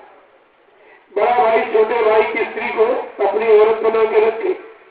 ये सामाजिक पारिवारिक दोष है, अपराध है, पाप है, जिसको भगवान राम ने माफ नहीं किया और उसी समय वे कानून बना दिया। रामचरितमानस में लिखा भगवान राम ने क्या कानून बनाया कि अनुज बधू भगनी सुते नारी और सुन साधये एक कन्या समचारी इन्हें कुदरा सी फिरोते जोई अस्ताए बधे कछुपा बोलोई। क्या समझ में आ? अनुज माने छोटा भाई, बधू माने स्त्री। छोटे भाई की स्त्री भी बहू के समान होती है। भगनी माने बहन और भगनी सुखनारी बहन के लड़के की स्त्री हुई बहू के समान होती है। और कुंवारी कन्या, ये 4 निजी कन्या के समान है। इन पर अगर कोई बुरी नजर डाले तो भगवान राम का कानून क्या कहता कि ऐसे इंसान का अगर वध कर दिया जाए तो कोई पाप नहीं। क्या आप बच सकते हो उनके कानून? तुम्हारी दृष्टि 5 साल है, तुम्हारी दृष्टि नारी समाज पर पड़ते ही गंदी हो जाती है। तुम भगवान के विधान से कैसे बच पाओगे? और क्या कहा उन्होंने? एक कानून नहीं, दूसरा क्या लिखा है कि जननी समय जानव पर नारी और धन पहराए से भी सवारी। जननी माने माँ, दूसरे की स्त्री को माँ के समान और दूसरे का धन जहर का जहर मानो। आप कर सकते हो? तुम्हारे बच्ची राम की पूजा है। पूजा माने छापा तिलक जनेऊ चंदन बंधन और मठ मंदिर, ये पूजा नहीं है। पूजा माने पूरी जानकारी। जब किसी पक्ष पहलू की आपको पूरी जानकारी हो जाएगी तो सफलता तुम्हारे चरण में मिलेगी। प्रेमियों, जानकारी का नाम पूजा है और जानकारी तुम्हारे पास कुछ नहीं। अगर सीताराम का पुजारी कोई बैठा हो तो कान खोल के सुन ले। मैं बेचारा धोखे में बैठा होगा, वो समझता पुजारी है, वो सजा पाने का अधिकारी। देखिए क्या जननी समझानो पर नारी, पराई स्त्री को अपनी माँ के समान और पराया धन जहर है। तुम्हारी आंख खुलती है, सुबह शाम को बंद होती, यही सोचते किसको लूटना है, किसको ठगना, किसकी बेईमानी करना, किसको झूठ बोलना, किसको धोखा देना, किसकी चोरी डकैती कत्ल करना, किसका अपहरण करना। क्या तुम पूजा करने के लायक हो? अरे भगवान किसको लूटा है? भगवान ने कहा मैं किसको प्राप्त होता हूँ? कौन मुझे प्राप्त कर लेता है? ये मंदिर बनवाने वाला, गंगा नहाने वाला, तीर्थ हवन जब तक करने वाला, हुआ नहीं, मुझको कौन पाता है? गोस्वामी महाराज ने रामचरित मानस में क्या लिखा कि निर्मल मान एक जन सो मोही पाए अमोह चालकी देख कपट लोई बोए। और किसी के बस की बात यह सब तुम्हारे घर में लिखा पड़ी नहीं और 500 वर्ष पहले से सूचना दी जा रही और हर हिंदू के घर में लिखवा दिया गया। और बड़े अफसोस की बात है, आज रामचरित मानस का अखंड पाठ चल रहा, घर घर परिवार परिवार, लेकिन प्रेमियों राजनीति धर्मनीति का पतन हो गया।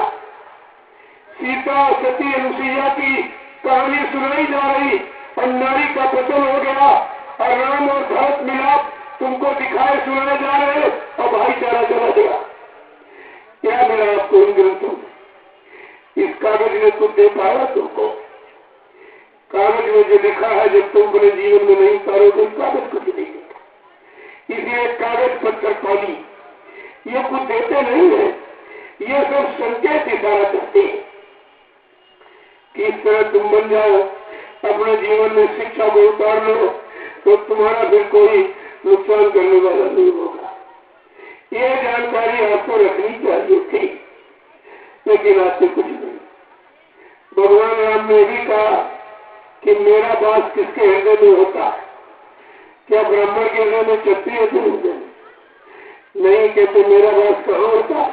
क्या लिखा है कि जाति पाति धन धर्म बड़ाई और कुल परिवार सुखद समुदायी इन्हें त्यागी भजे मन लाई और ताके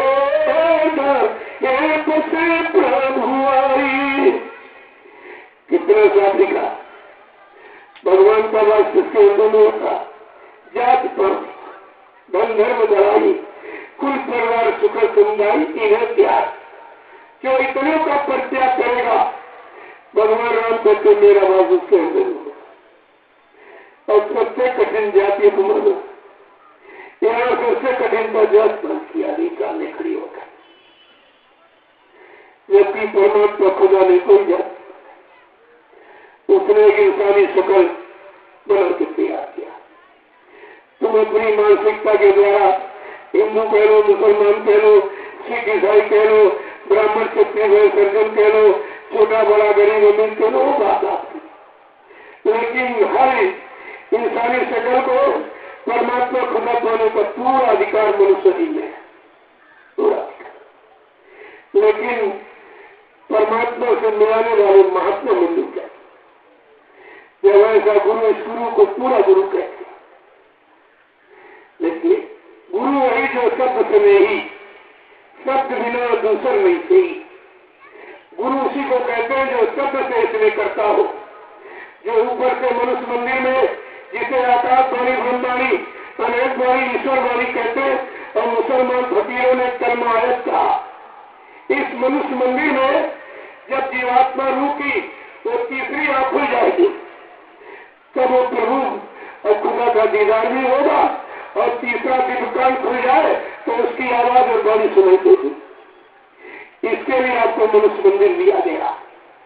इसीलिए मनुष्य मस्जिद, जिस्मानी मस्जिद और मनुष्य मंदिर इसी को कहा गया। और लिखा भी है धर्मशास्त्रों में, न हम बसामी वैकुंठे योगिना हृदय नचा मम भक्ता गायंती तब प्रतिष्ठामी नारदा। हे नारद, मैं यहाँ कहीं नहीं रहता हूँ जहाँ तुम उनको खोज रहे, मैं तो तुम्हारे अंदर बैठा हूँ। अंश रूप में परमात्मा खुदा सबके पास। ये जीवात्मा रूप खुदा का कतरा है, परमात्मा का अंश और सबके पास।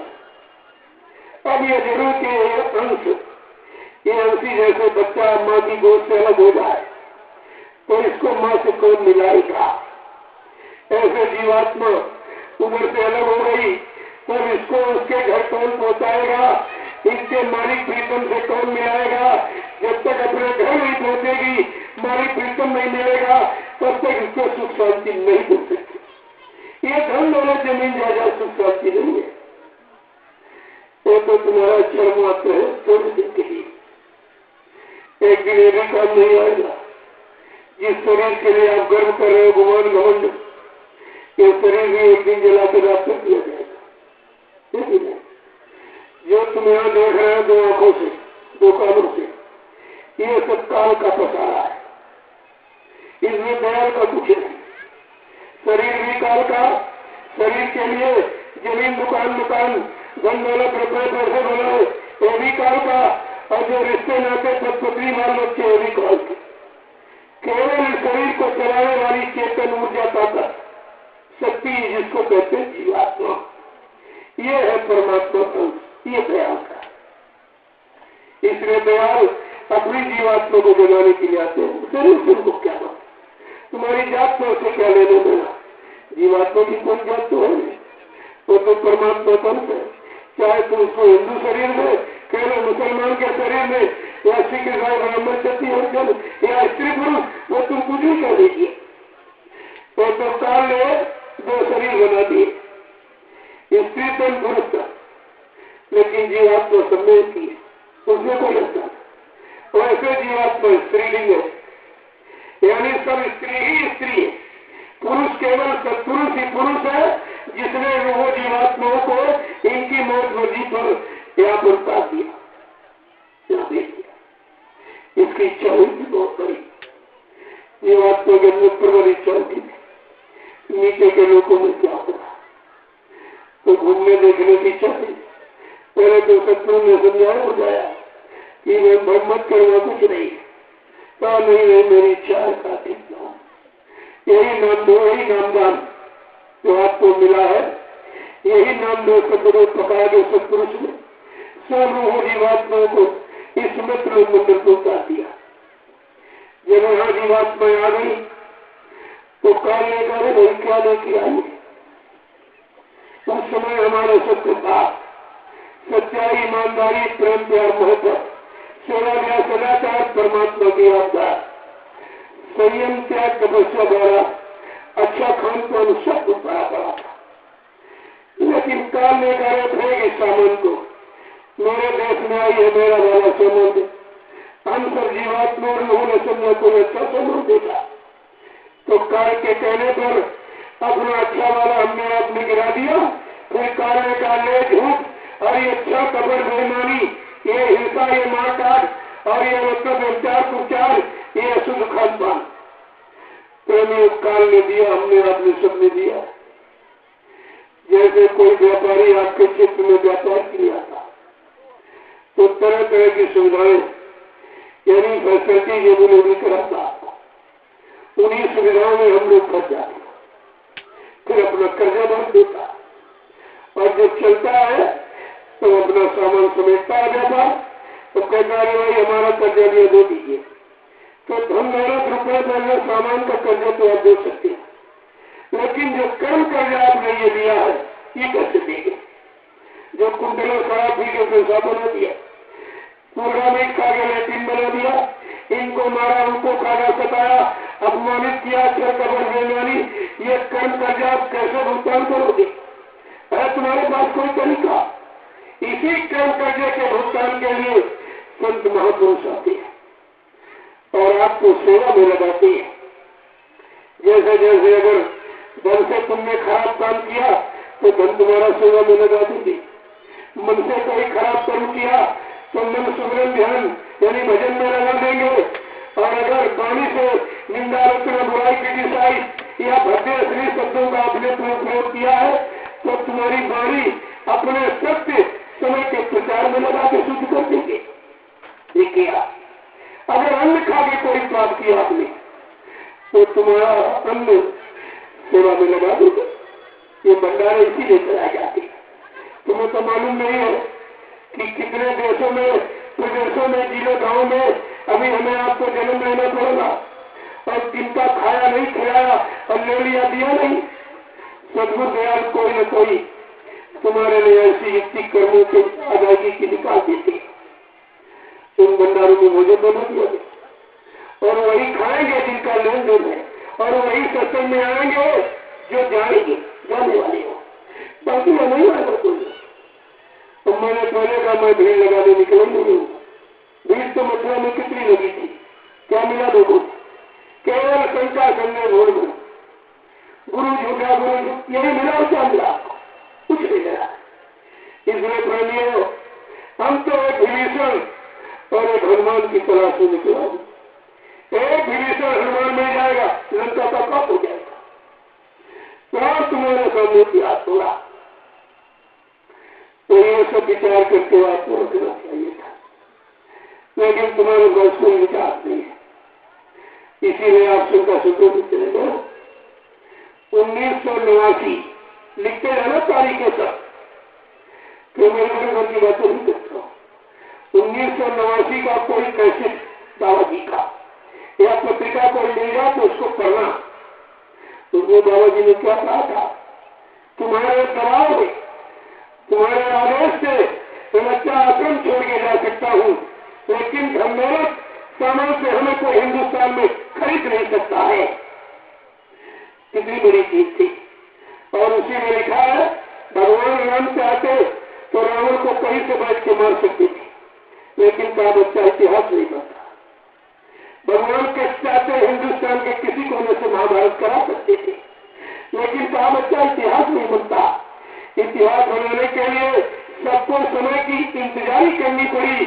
प्रेमियों, बिना इंतजारी का कोई इतिहास नहीं। इंतजारी ही इतिहास बनाती है। तो मैं इंतजारी का नमूना आपके सामने रख दूं तो आपकी शंका चली जाए।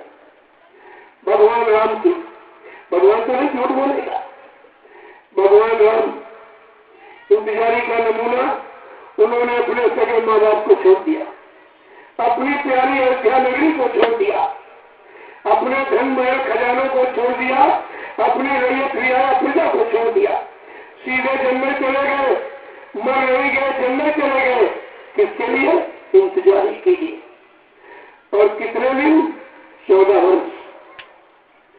जबकि एक छोटा सा संकल्प था उनका कि मैं राम राज की स्थापना करने आया हूं। राम राज एक छोटी व्यवस्था है, लेकिन बाबा जगन्नाथ जी महाराज ने सतयुग साम्राज्य लाने का संकल्प लिया है, विश्व परिवर्तन की आवाज लगाई है। ऐतिहासिक तौर पर प्रेमियों, इनको कितना इंतजार करना पड़ेगा? आपको ये विचार करना चाहिए था। तो जो संकल्प लेता है तो 80,000 में पूरा नहीं होता। भगवान राम का एक छोटा सा संकल्प था कि राम राज की स्थापना करूंगा। उसके लिए पहला मुसीबत का पहाड़ टूट पड़ा, राज्याभिषेक होने जा रहा था, कहा नहीं तुमको 14 वर्ष बनवा दिया। कोई स्वीकार करेगा बेटा? आज कोई बेटा बनेगा तो बात कर खत्म कर देगा। यानी राम राज की तैयारी राज्याभिषेक की, कहा नहीं बनवा दिया। नहीं करता। जो परिवर्तन करने आया है वो घर में बैठ के राज सुख भोग के परिवर्तन नहीं कर सकता है, इतिहास है। तो पहली घटना की उनको जो कर देती है। दूसरी घटना जब वो कुछ दूर गए और उसके बाद खबर आई कि तुम्हारे पिताजी का स्वर्गवास। देखो दूसरी घटना। दूसरा तुमका पहाड़ टूटा। और तीसरा जब जंगल में पहुंचे तो उनकी स्त्री का अपहरण हो गया। और चौथा मेघनाथ ने यानी शक्ति बाण मारा और लक्ष्मण मूर्छित हो गए, जमीन पर गिर गए। पांचवी घटना ऐरावत चुरा के पाताल पूरी गई, अपनी चोरी निकल आ रही। ये है लीला। लीला को तो सुनते हो खेल या समय को क्लास कर लो। देखिए इतनी घटनाओं ऐसे नहीं, ऐसे रामराज नहीं आ जाता। कितनी मुसीबत आपत्ति 14 वर्ष जंगलों में हमारे पास घूम रहे बिता। संकल्प ऐसे पूरा नहीं होता। और बाबा जी ने तो सत्युग लाने का संकल्प लिया है, विश्व परिवर्तन की आवाज बनाई। तो प्रेमियों, ऐतिहासिक तौर पर इनको कितना विचार करना पड़ेगा, आपको सब विचार। और बाबा जी ने यह भी कहा था, कहा बच्चा आगे भविष्य में एक ऐसा खेल खेलूंगा, ऐसी लीला करूंगा, तुम भ्रमित मत हो जाना, बल्कि भजन करके मेरा इंतजार करना। मेरी उस लीला में मुख्य धर्म बचेंगे, उन्हीं से परिवर्तन हो जाएगा। परिवर्तन गरीबों से और झोपड़ियों से होगा।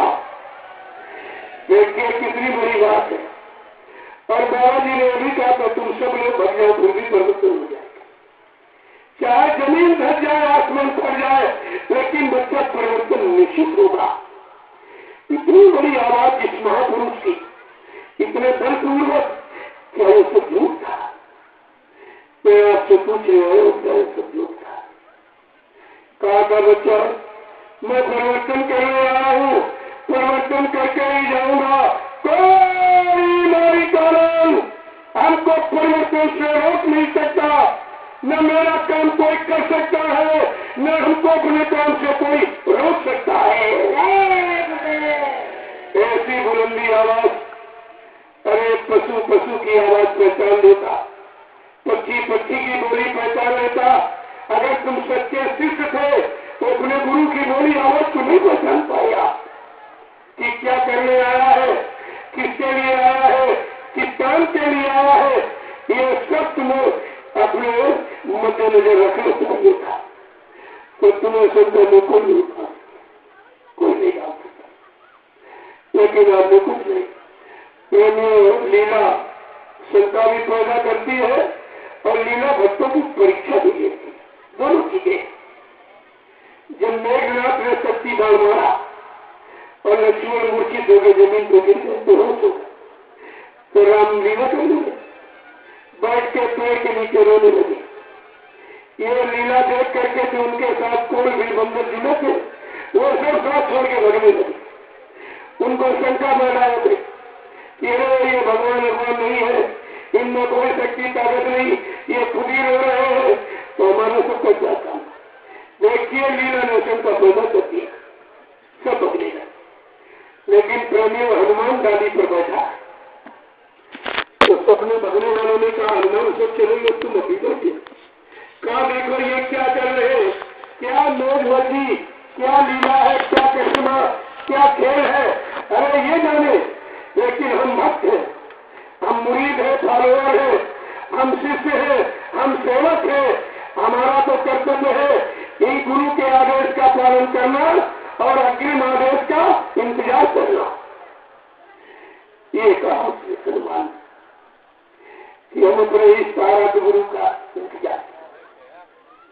प्रेमियों, जब इतिहास बना रहता था तो राम के साथ जामवंत नंदी रंगों से जुड़े थे, लेकिन पूजा हनुमान की होती, किसी की नहीं होती। ये बात। अरे शिष्य बहुत होते, भक्त कोई कोई बनता है। भक्त की पहचान यानी जो अपने भाव विचारों की सारी शक्ति किसी के प्रति अर्पण कर देता है और स्वप्न में भी अपने इस तारक गुरु के प्रति कोई शंका संदेह नहीं होता,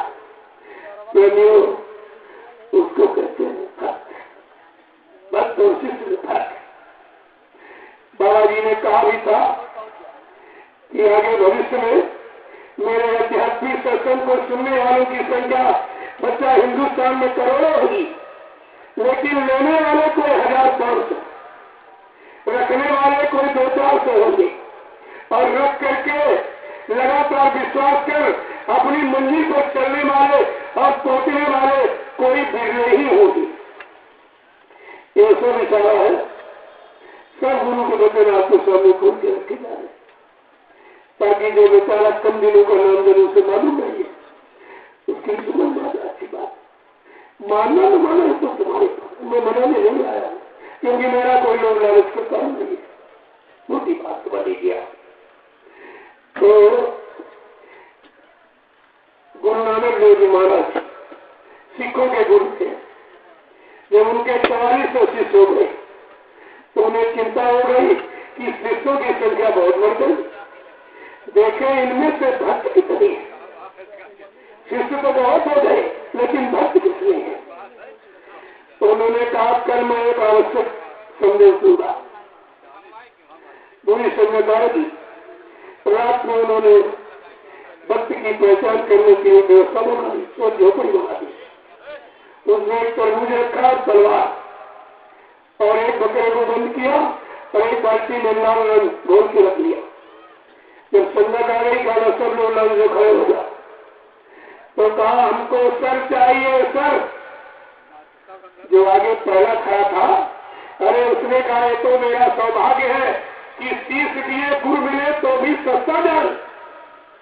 अगर मेरे सिर से गुरु खुश हो जाता है तो मेरा शरीर मानव जीवन का कल्याण हो जाएगा। और फट से अंदर चला गया तो परिवार को तरबूज में मारा तो खच की आवाज हुई।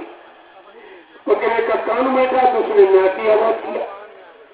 एक लोटा पानी लाल रंग वाला घोड़ा उसको फैला दिया, बाहर निकल के आया। देखने वालों का नहीं, इसका तो काम हो गया।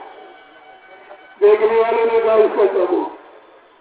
इस तरह से प्रेमियों पहला, दूसरा, तीसरा, चौथा, पांचवा, 5 पहुंचे अंदर। जब छठे का नंबर आया तब उन्होंने देव जी महाराज ने कहा हमको सर चाहिए सर। एकदम भंडर मच गए। तुम्हारे तुम्हारे यहाँ तो बगैर परीक्षा के बच्चे लोग थे, वहां तो परीक्षा दी गई थी। और 4400 शिष्यों में प्रेमियों 5 निकले। तभी उनके इतिहास में लिखा पंच प्यारे, हमारे 5 ही प्यारे रह पाए। 4400 शिष्यों में 5 प्यारे निकले गुरु नानक जी। और तुम्हारे यहाँ 45 करोड़ में कितने प्यारे निकले? कितने निकले? विचार करो जरा। और इतिहास पर दृष्टि डालिए, तुमको अपनी सब समझ में आ जाए। और बाबा जी ने बहुत पहले कहा था आगे मेरी संगत जब सैलाब का रूप लेगी, जैसे नदी में बाढ़ आती है ऐसे मेरी संगत बढ़ेगी तो बच्चा छकनी होगी और कटनी होगी।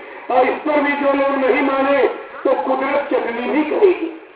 ये तीनों बातें। और क्या कहा था मेरे एक तीर में हजारों निशाने।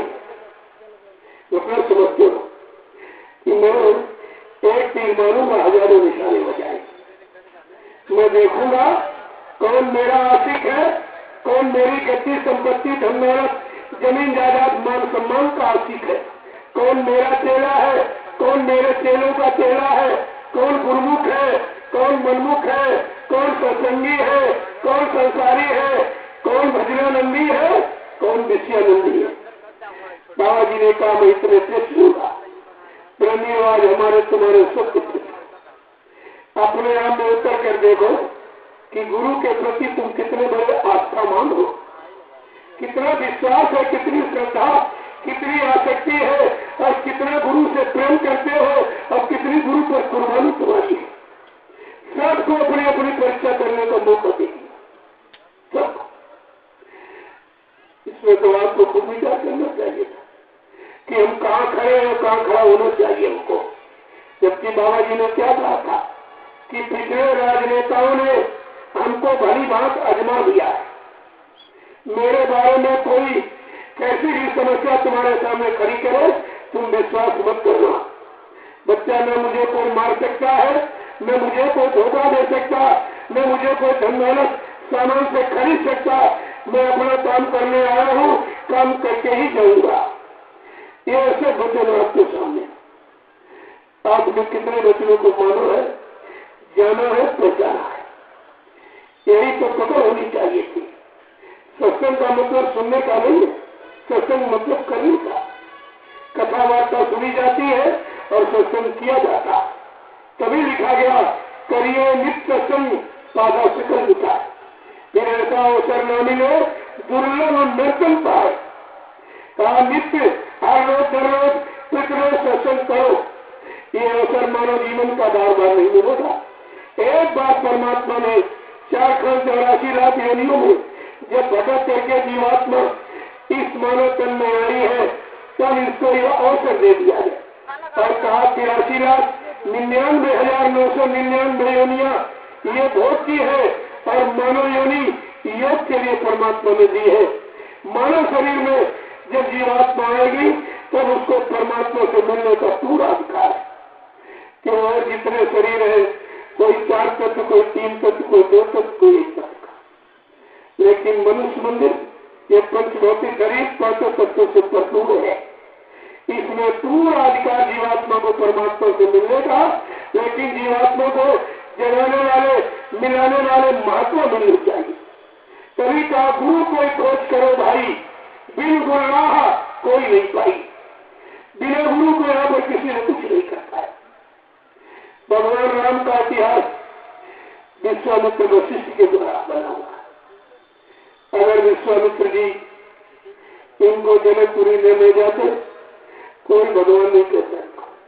गुरु भगवान की उपाधि दिलाते हैं, गुरु के यहाँ भगवान बना जाते हैं।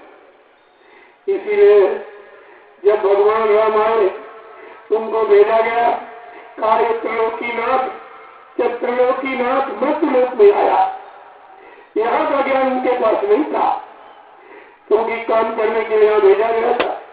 धर्म की स्थापना, दुष्टों का संहार और भक्तों की मदद कर देना। जब यहाँ आए तो यहाँ का तो ज्ञान उनको था नहीं, मृत्युलोक। तो ज्ञान लेने के लिए कहा गए। रामचरित मानस क्या बता रही है आपको? कभी पढ़ते हो बैठ के? कहाँ होती कि गुरु ग्रह पर मैं ज्ञान भूलाई और पहचान विद्या सब पाई। भगवान गुरु को डर गया, गुरु नहीं आया। क्योंकि जब किसी से कुछ लेना होता, प्राप्त करना होता, सीखना होता, तो कैसे मिलता है? दीनता में, नम्रता में, यानी मतलब, और विनम्रता में, और शीलता में, चरित्रता में और निर्मलता में ही शिष्टता मिलती है। शिष्य ऐसे नहीं मिलती शिष्टता। तुमको 1500 रुपए किराया भाड़ा लगाया और पहुंच गए मथुरा। मथुरा में लगा था मेला, और मेला में बन गए चेला। आज मेला खत्म, चेला खत्म, कोई गुरु को चेला दिखाई देगा? मैं आपसे एक बात पूछूंगा, सच बताऊं, आप बाल बच्चे डालो। आप लोगों ने नाम गुरु महाराज से लिया है या किसी चेले से लिया है? गुरु महाराज से।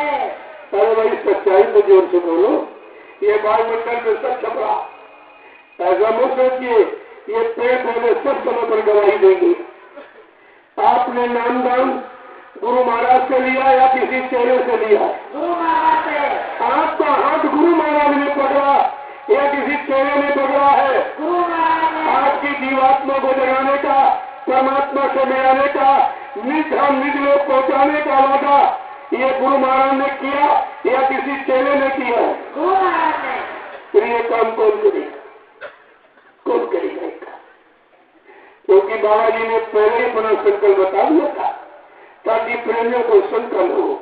कहा था बच्चा, मैं कलयुग को भराऊंगा, सतयुग को लाऊंगा, सबको न्याय सुरक्षा, रोजी रोटी की व्यवस्था बना के दूंगा, सबको शाकाहारी बनाऊंगा, सबकी जीवात्मा को जगाऊंगा, परमात्मा से मिलाऊंगा और अपने नाम जहाज पर बैठाकर इन जीवात्माओं को इनको घर पहुंचाऊंगा। इतना बड़ा संकल्प ये कोई इंसानी शक्ल पूरा कर सकती है? विचार कीजिए। मैं तो पूछ रहा हूँ, अभी आपसे कुछ क्या थोड़ी पूछ रहा हूँ, और आपको ये सब कहना पड़ेगा। अब समय ज्यादा नहीं हो गया, बहुत। इसलिए इसको आप सुन लीजिए और जो तुम्हारी इच्छा हो, क्योंकि मैं सबको बुलाता हूँ। हमारे यहाँ कोई गुटबंदी नहीं, सब एक ही गुरु के शिष्य की परिवार है। ठीक है, परिवार में कोई समस्या छिड़ जाती है, क्या उस समस्या का समाधान परिवार में बैठ के नहीं किया जाए? मैंने बड़ा प्रयास किया, आज भी प्रयासरत आदमी हो, सबको बुलाता हूँ और पूछता हूँ भाई, या तो मैंने गुरु महाराज झूठ बोलते थे, झूठ बोल के हमें सबको इकट्ठा किया और बीच में झूठ बोल के और बिना बताए करके चले गए। तो ये कैसे किया? आपकी बात माननी चाहिए, लेकिन इतिहास क्या कह रहा?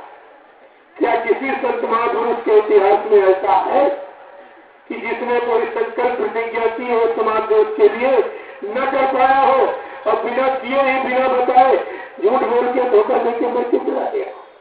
या किसी गुरु का, ऋषि मुनि योगी महर्षियों का, अवतारी शक्तियों का कोई ऐसा इतिहास तुम्हारे पास जिसने देश समाज की उन्नति उत्थान प्रगति के लिए कोई संकल्प लिया हो, प्रतिज्ञा की हो, वादा किया हो और न पूरा कर पाया हो, बिना पूरा किए ही बीच में और बिना बताए धोखा देके मर के चला गया, कोई इतिहास तुम्हारे पास, फिर तुम अपने गुरु के कैसे धोखा खा पूरा आप कैसे पूछ रहा हूं आपसे। और मैं सबका सम्मान करता हूं। हमारे यहाँ कोई छोटे बड़े की बात है, मैं तो यही लोग को प्रणाम करता हूँ, देखते हैं सब, कोई छोटे बड़े की बात नहीं है, न कोई मान सम्मान की बात। अब ये जरूर हमारे देश की एक मर्यादा है समाज परिवारों की कि छोटा बड़े के पैर छूता है और बड़ा छोटे को आशीर्वाद देता है। ये मर्यादा, ये मान सम्मान पूजाते की बात नहीं, मर्यादा की बात। तो इसको आप कायम रखें और इन वचनों को ध्यान रखें। बाबा जी का एक वचन अगर आपने संभाल के रखा होता तो देश समाज के कल्याण के लिए, उनका अपना कोई स्वार्थ लोभ लालच किसी तरह का नहीं, तो आप देश समाज के हित के लिए जो परमार्थ के कारण साधुन धरा शरीर, तो परमार्थ समाज देश इस धर्म ही पाता है तो अपना स्वार्थ लोभ लालच कभी नहीं करता। ये हमेशा आपको ध्यान में रखना चाहिए। तो जब ये चीजें, क्योंकि बाबा जी का हमदर्दी का जो बयान है सबसे अनोखा है और हमने आपने प्रचार भी उसका किया। बाबा जी ने कहा मैं कौन हूँ, साहित्य करने आया हूँ, कौन सी हमदर्दी लेके आया हूँ, क्या कहा था कि दिल में हमारे इस दर्द है तुम्हारा और सुनते तो जाओ इस संदेशा हमारा, हमने तुम्हारे लिए इस जल से रचाओ और गली गली में खूब परिचय बताओ, फिर भी न मानो तो क्या दोष है हमारा और सुनते तो जाओ इस संदेशा हमारा, इस दिल में हमारे इस दर्द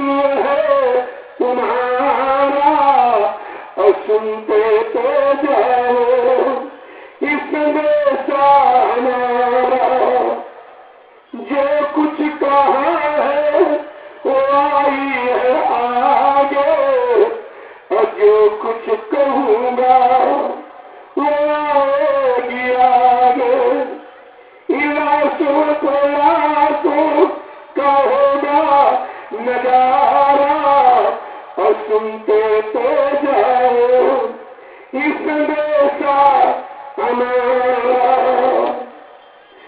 देखिए अनोखी आवाज तुम्हारे हित के लिए, तुम्हारे कल्याण के, देश समाज के हित उन्नति उत्थान के लिए जो महापुरुष आया और उसी को आपने समझ नहीं पाया। ये ऐसी काम की आवाज कहीं मिल रही आपको, क्या कहा था कि जो जो कहूँगा वो दोहराना पड़ेगा, इस झंडे के नीचे सबको आना पड़ेगा। कहा हिंदुस्तान में जितने काले नीले पीले हरे लाल होंगे, बच्चा एक दिन ये सब अपने झंडे को खरीद कर तुम्हारे प्रभु परमात्मा जो मुर्गे नाम के झंडे के नीचे उठा, क्योंकि वो झंडे अपने स्वार्थ लोभ लालच निजी मान सम्मान के झंडे हैं, लेकिन ये जो मुर्गे नाम प्रभु परमात्मा का झंडा ये सबके इसके लिए है।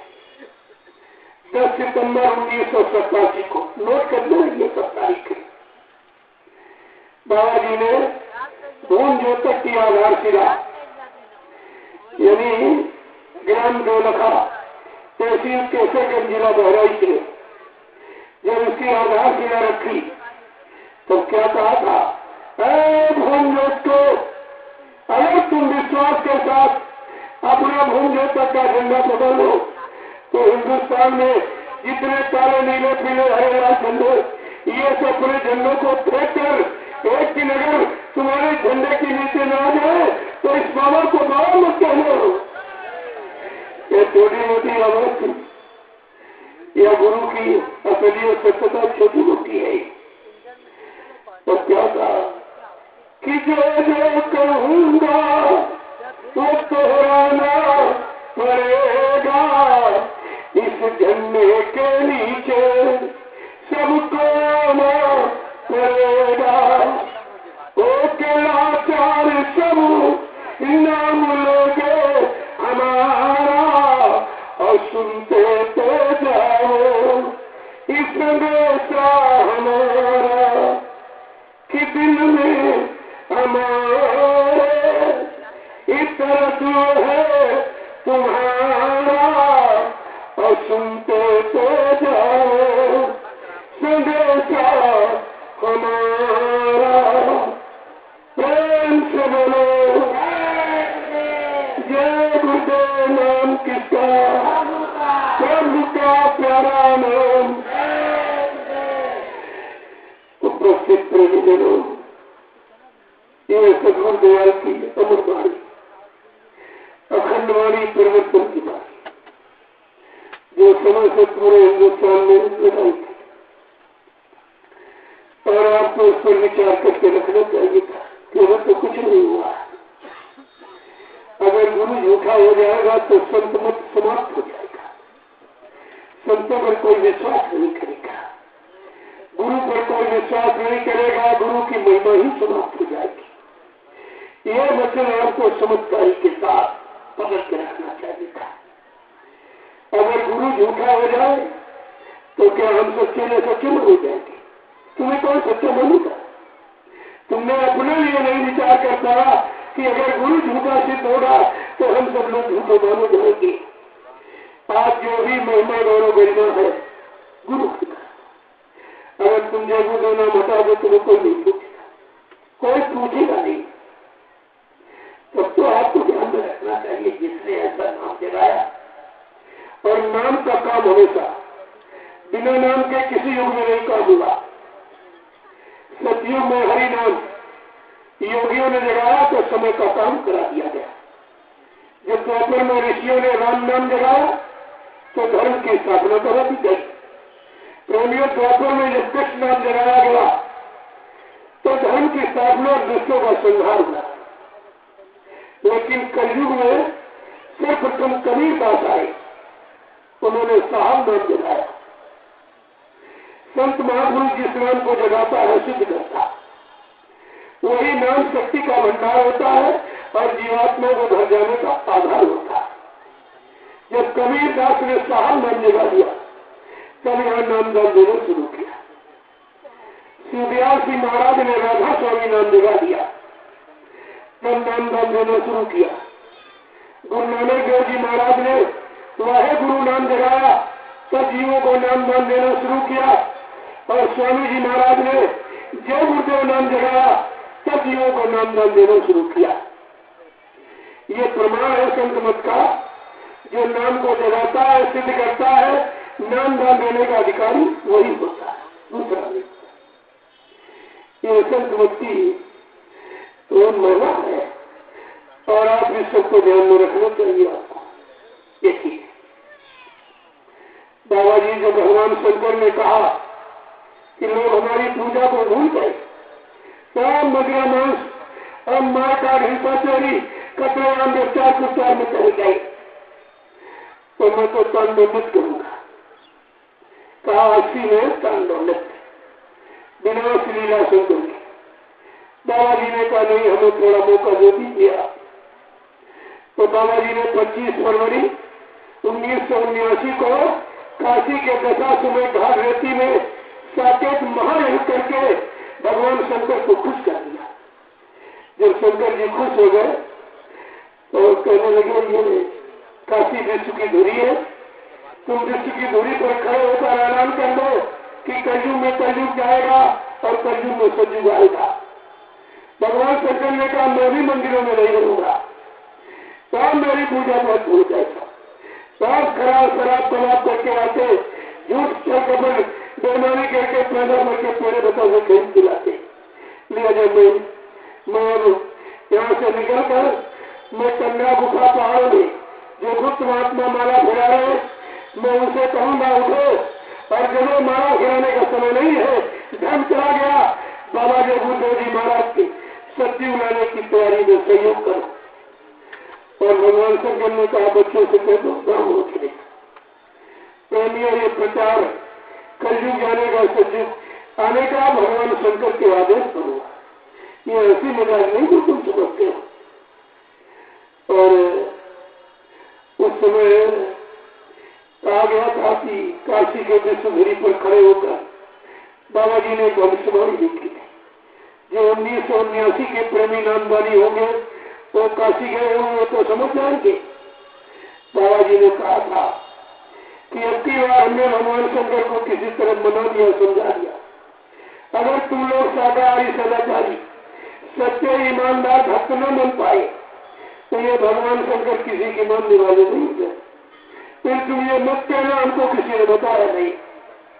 तो तुमने भविष्यवाणी सुनी थी बाबा जी, याद रखी क्या कहा था कि जागो जागो दुनिया वालों, इस सतयुग आने वाला है। डम डम डम डम ये महादेवता, ये डमरू बजने वाला है। महाशक्तियां दुनिया भर की ये मिट्टी में मिल जाएगी, और क्रूर धर्मी ईमानों की तब अकल ठिकाने आएगी। ऐसा भीषण बम भोले का एक तांडव होने वाला है। जागो जागो इस दुनिया वालों, और सतयुग आने वाला है। मानव की क्या पोस चलेगी, अंबर तक फट जाएगा। बाबा जी ने कितने पहले कहा था, 25 फरवरी 1979 को भविष्यवाणी की है। उनकी भविष्यवाणी को 2012 में केदारनाथ ने पूर्ण प्रमाणित करके सिद्ध कर दिया। कहा था बच्चा बादल फटेगा, उस भूमि का नजारा क्या होगा, लाशें सड़क पड़ेंगी, उठाने वाले मिलेंगे यार, जमाना बदलेगा। संत वाणी अमित होती है। आप देर हमें सवेरे हो सकती, लेकिन अंधेर नहीं हो सकती। उनकी वाणी सिद्ध होने का मुहूर्त घड़ी तारीख सब निश्चित है कि मानव की क्या पेश चलेगी, अंबर तक फट जाएगा। और उस धरती का इस नारायण इन लाशों से पट जाएगा। मांसाहारी शराबियों की तब अकल ठिकाने आएगी। और ऐसा भीषण ये बम भोले का एक तांडव होने वाला है। जागो जागो दुनिया वालों, सतयुग आने वाला है। जय गुरुदेव। प्रभु प्रेमी समय की चीज, समय की चीज को समय से मानकर जो अपना समय से काम बना लेता है वो समय का बुद्धिमान व्यक्ति कहलाता है। उसी को बुद्धिमान कहते हैं। और आपको ये बात ध्यान करेगा, धीरे धीरे ये सब की समझ में सबके आ जाएगी। मगर समय हो गया है, क्योंकि लोग दूर दराज से आए हैं, ये समय से पहुंच जाए। और कल परसों दे दिया, अभी तो इशारा के सत्संग को कल सुनूंगा। कल परसों जब सत्संग सुनोगे तो आपको दिल के पर्दे खुल जाएंगे, कानों के पर्दे भी साफ हो जाएंगे। संत वचन ऐसा होता ही है। क्या भगवान राम भी झूठ बोलते थे? मैं सिर्फ करूंगा सब आपके सामने। भगवान राम ने संतों के बच्चों के बारे में क्या कहा कि हमारे वचन ने पर चाहे पीता, संत वचन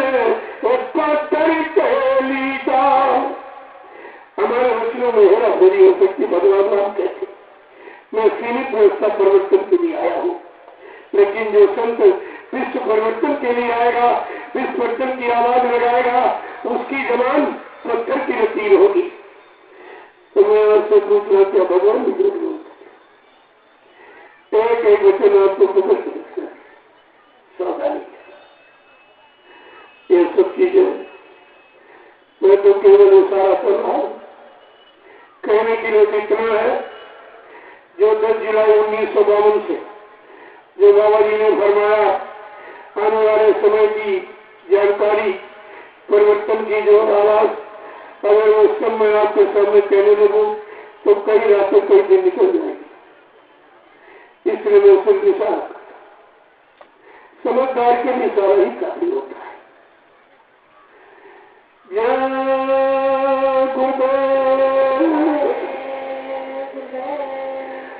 मैं प्रार्थना बोलूंगा, सब लोग बोलिए। अगर इस तरह की प्रार्थना आत्मा के घाट पर बैठकर अपनी आत्मा के लिए अगर सब लोग करते होते, क्योंकि समृद्ध गुरु जीवात्मा के लिए ही आया है, इसको जगाने के लिए, इसको परमात्मा से मिलाने के लिए, अपने नाम जात पर बैठा के इसको इसके घर पहुंचाने के लिए आया हो। अगर आत्मा के घाट पर बैठकर आपने ये किया होता तो ये सब काम आपका। वो संतों की शरण में सबको करना ही पड़ेगा। बाबा जी ने बहुत पहले कहा, बज रहा काल का डंका कोई न बचने पाएगा। कहा बच्चा कलयुग ने बिगुल बजा दिया, हमें जाने की तैयारी में है, इसलिए बचना बचाना बड़ा मुश्किल होगा। लेकिन हर बात को अपने बच्चों की चिंता होती है। बाबा जी ने जिनको नाम दिया है उनके लिए क्या कहा, बचेगा साधु जब कोई तो ऐसे लोग लगाएगा।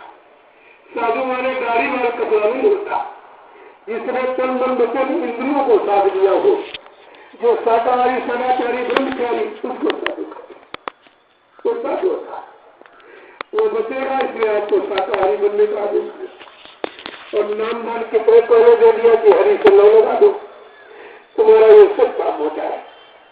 क्योंकि कालभूषण से जो गुरु जी ने पूछा, गुरु जी जब इंसान खान पान गंदे में फंस जाए, गंदी से सेवन में चला जाए, जिससे मार का हिस्सा चोरी कतलेआम विचार कुचार चोरी डकैती कत्ल में फंस जाए और कुदरत यदि मतलब दुर्घटना अकाल मौत का दंड देने लगे, तो बचने बचाने का कोई उपाय नहीं।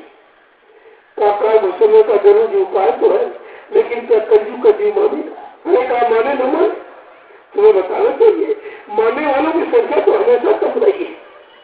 क्या राम की बात क्षत्रियों ने मानी थी? कहता है अगर क्षत्रियों ने बात मान लेती राम की, तो कोई भी मेरे बंधनों का इतिहास प्रेमी नहीं बनता, क्षत्रियों का इतिहास बनता, किसी क्षत्रिय का नाम नहीं आया।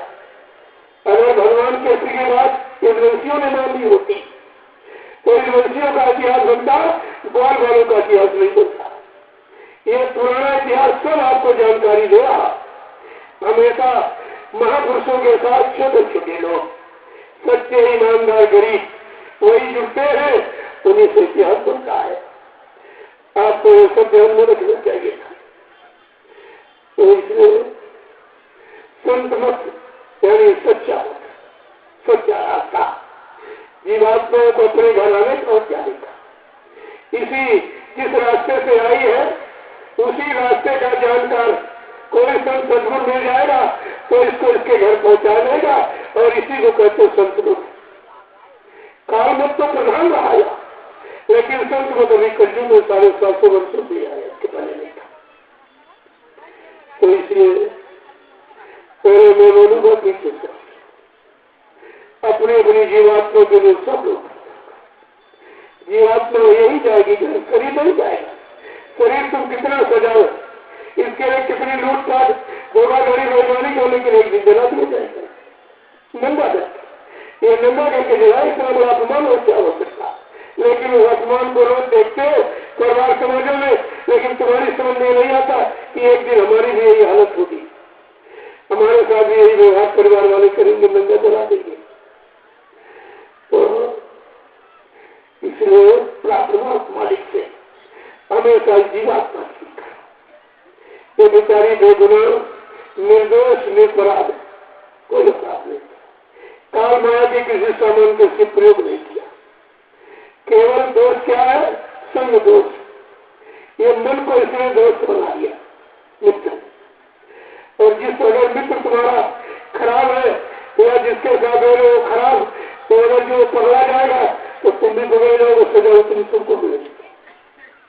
संग दोष और संग लाभ दो चीजें होती।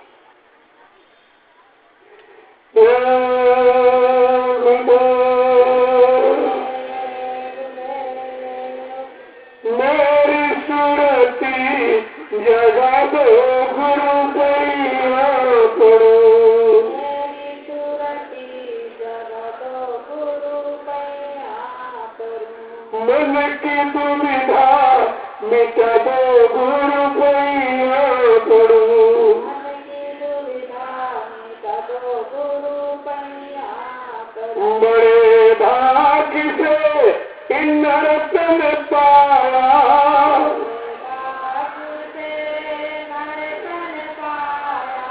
और जिसमें भी हरि गुण नहीं गाया,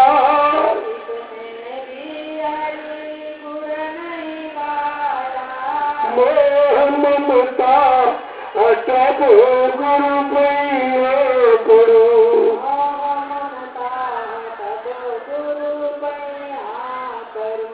मेरी सुरती जगा दो गुरु पैया करो,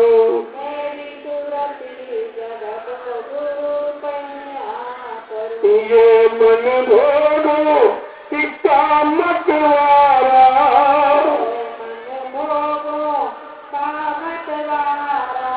ये हरदम फिरता है इमारा मारा,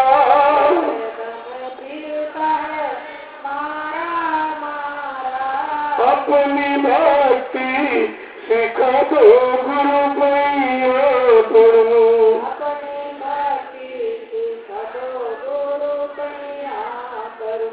मेरी सुरती जगा दो गुरु पैया करो,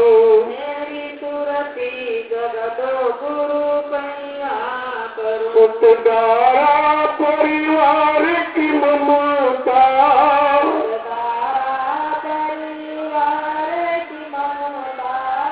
जीव फंसे जगी झूठी जड़ता,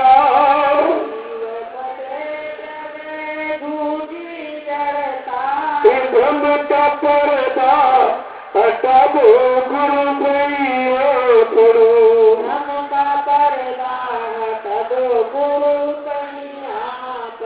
जब से आया इस जगत जाल में,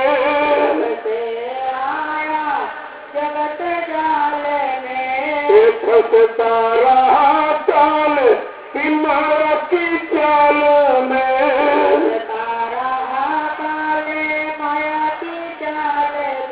सत डगरिया दिखा दो गुरु पैया करो,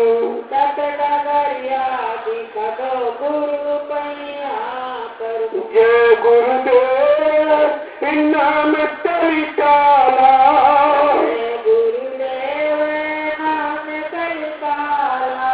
नाम कारण चढ़ा दो गुरु पैया करो,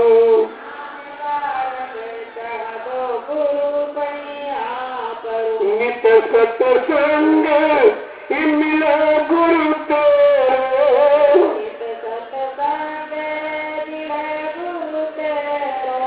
ध्यान भजन में लगे मन मेरो,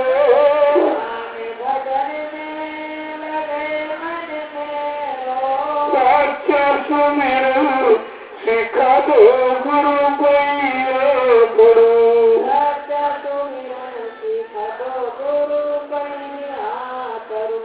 मेरी सुरती जगा दो गुरु पैया करो,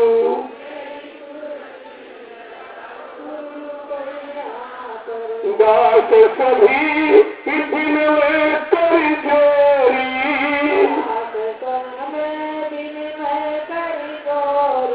ये सतगुरु हाथ में तेरे डोरी, सतगुरु हाथ में तेरे डोरी, इन निधि घर को पहुँचा दो गुरु भैया पड़ो,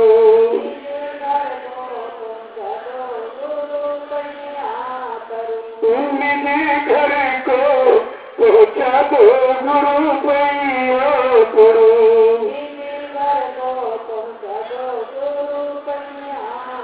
भैया पड़ो गुरु जी विनती करूँ मैं,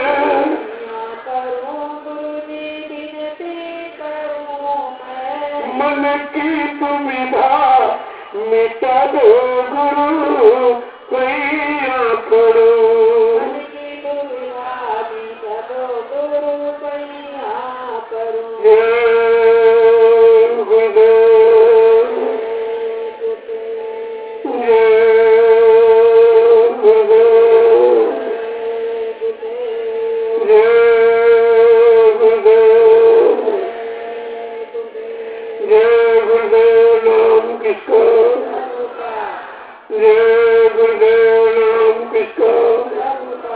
प्रभु का प्यारा नाम सतयुग को लाएंगे, विश्व में शांति को लाएंगे, जन जन में प्रेम को लाएंगे। स्वामी जी का कहना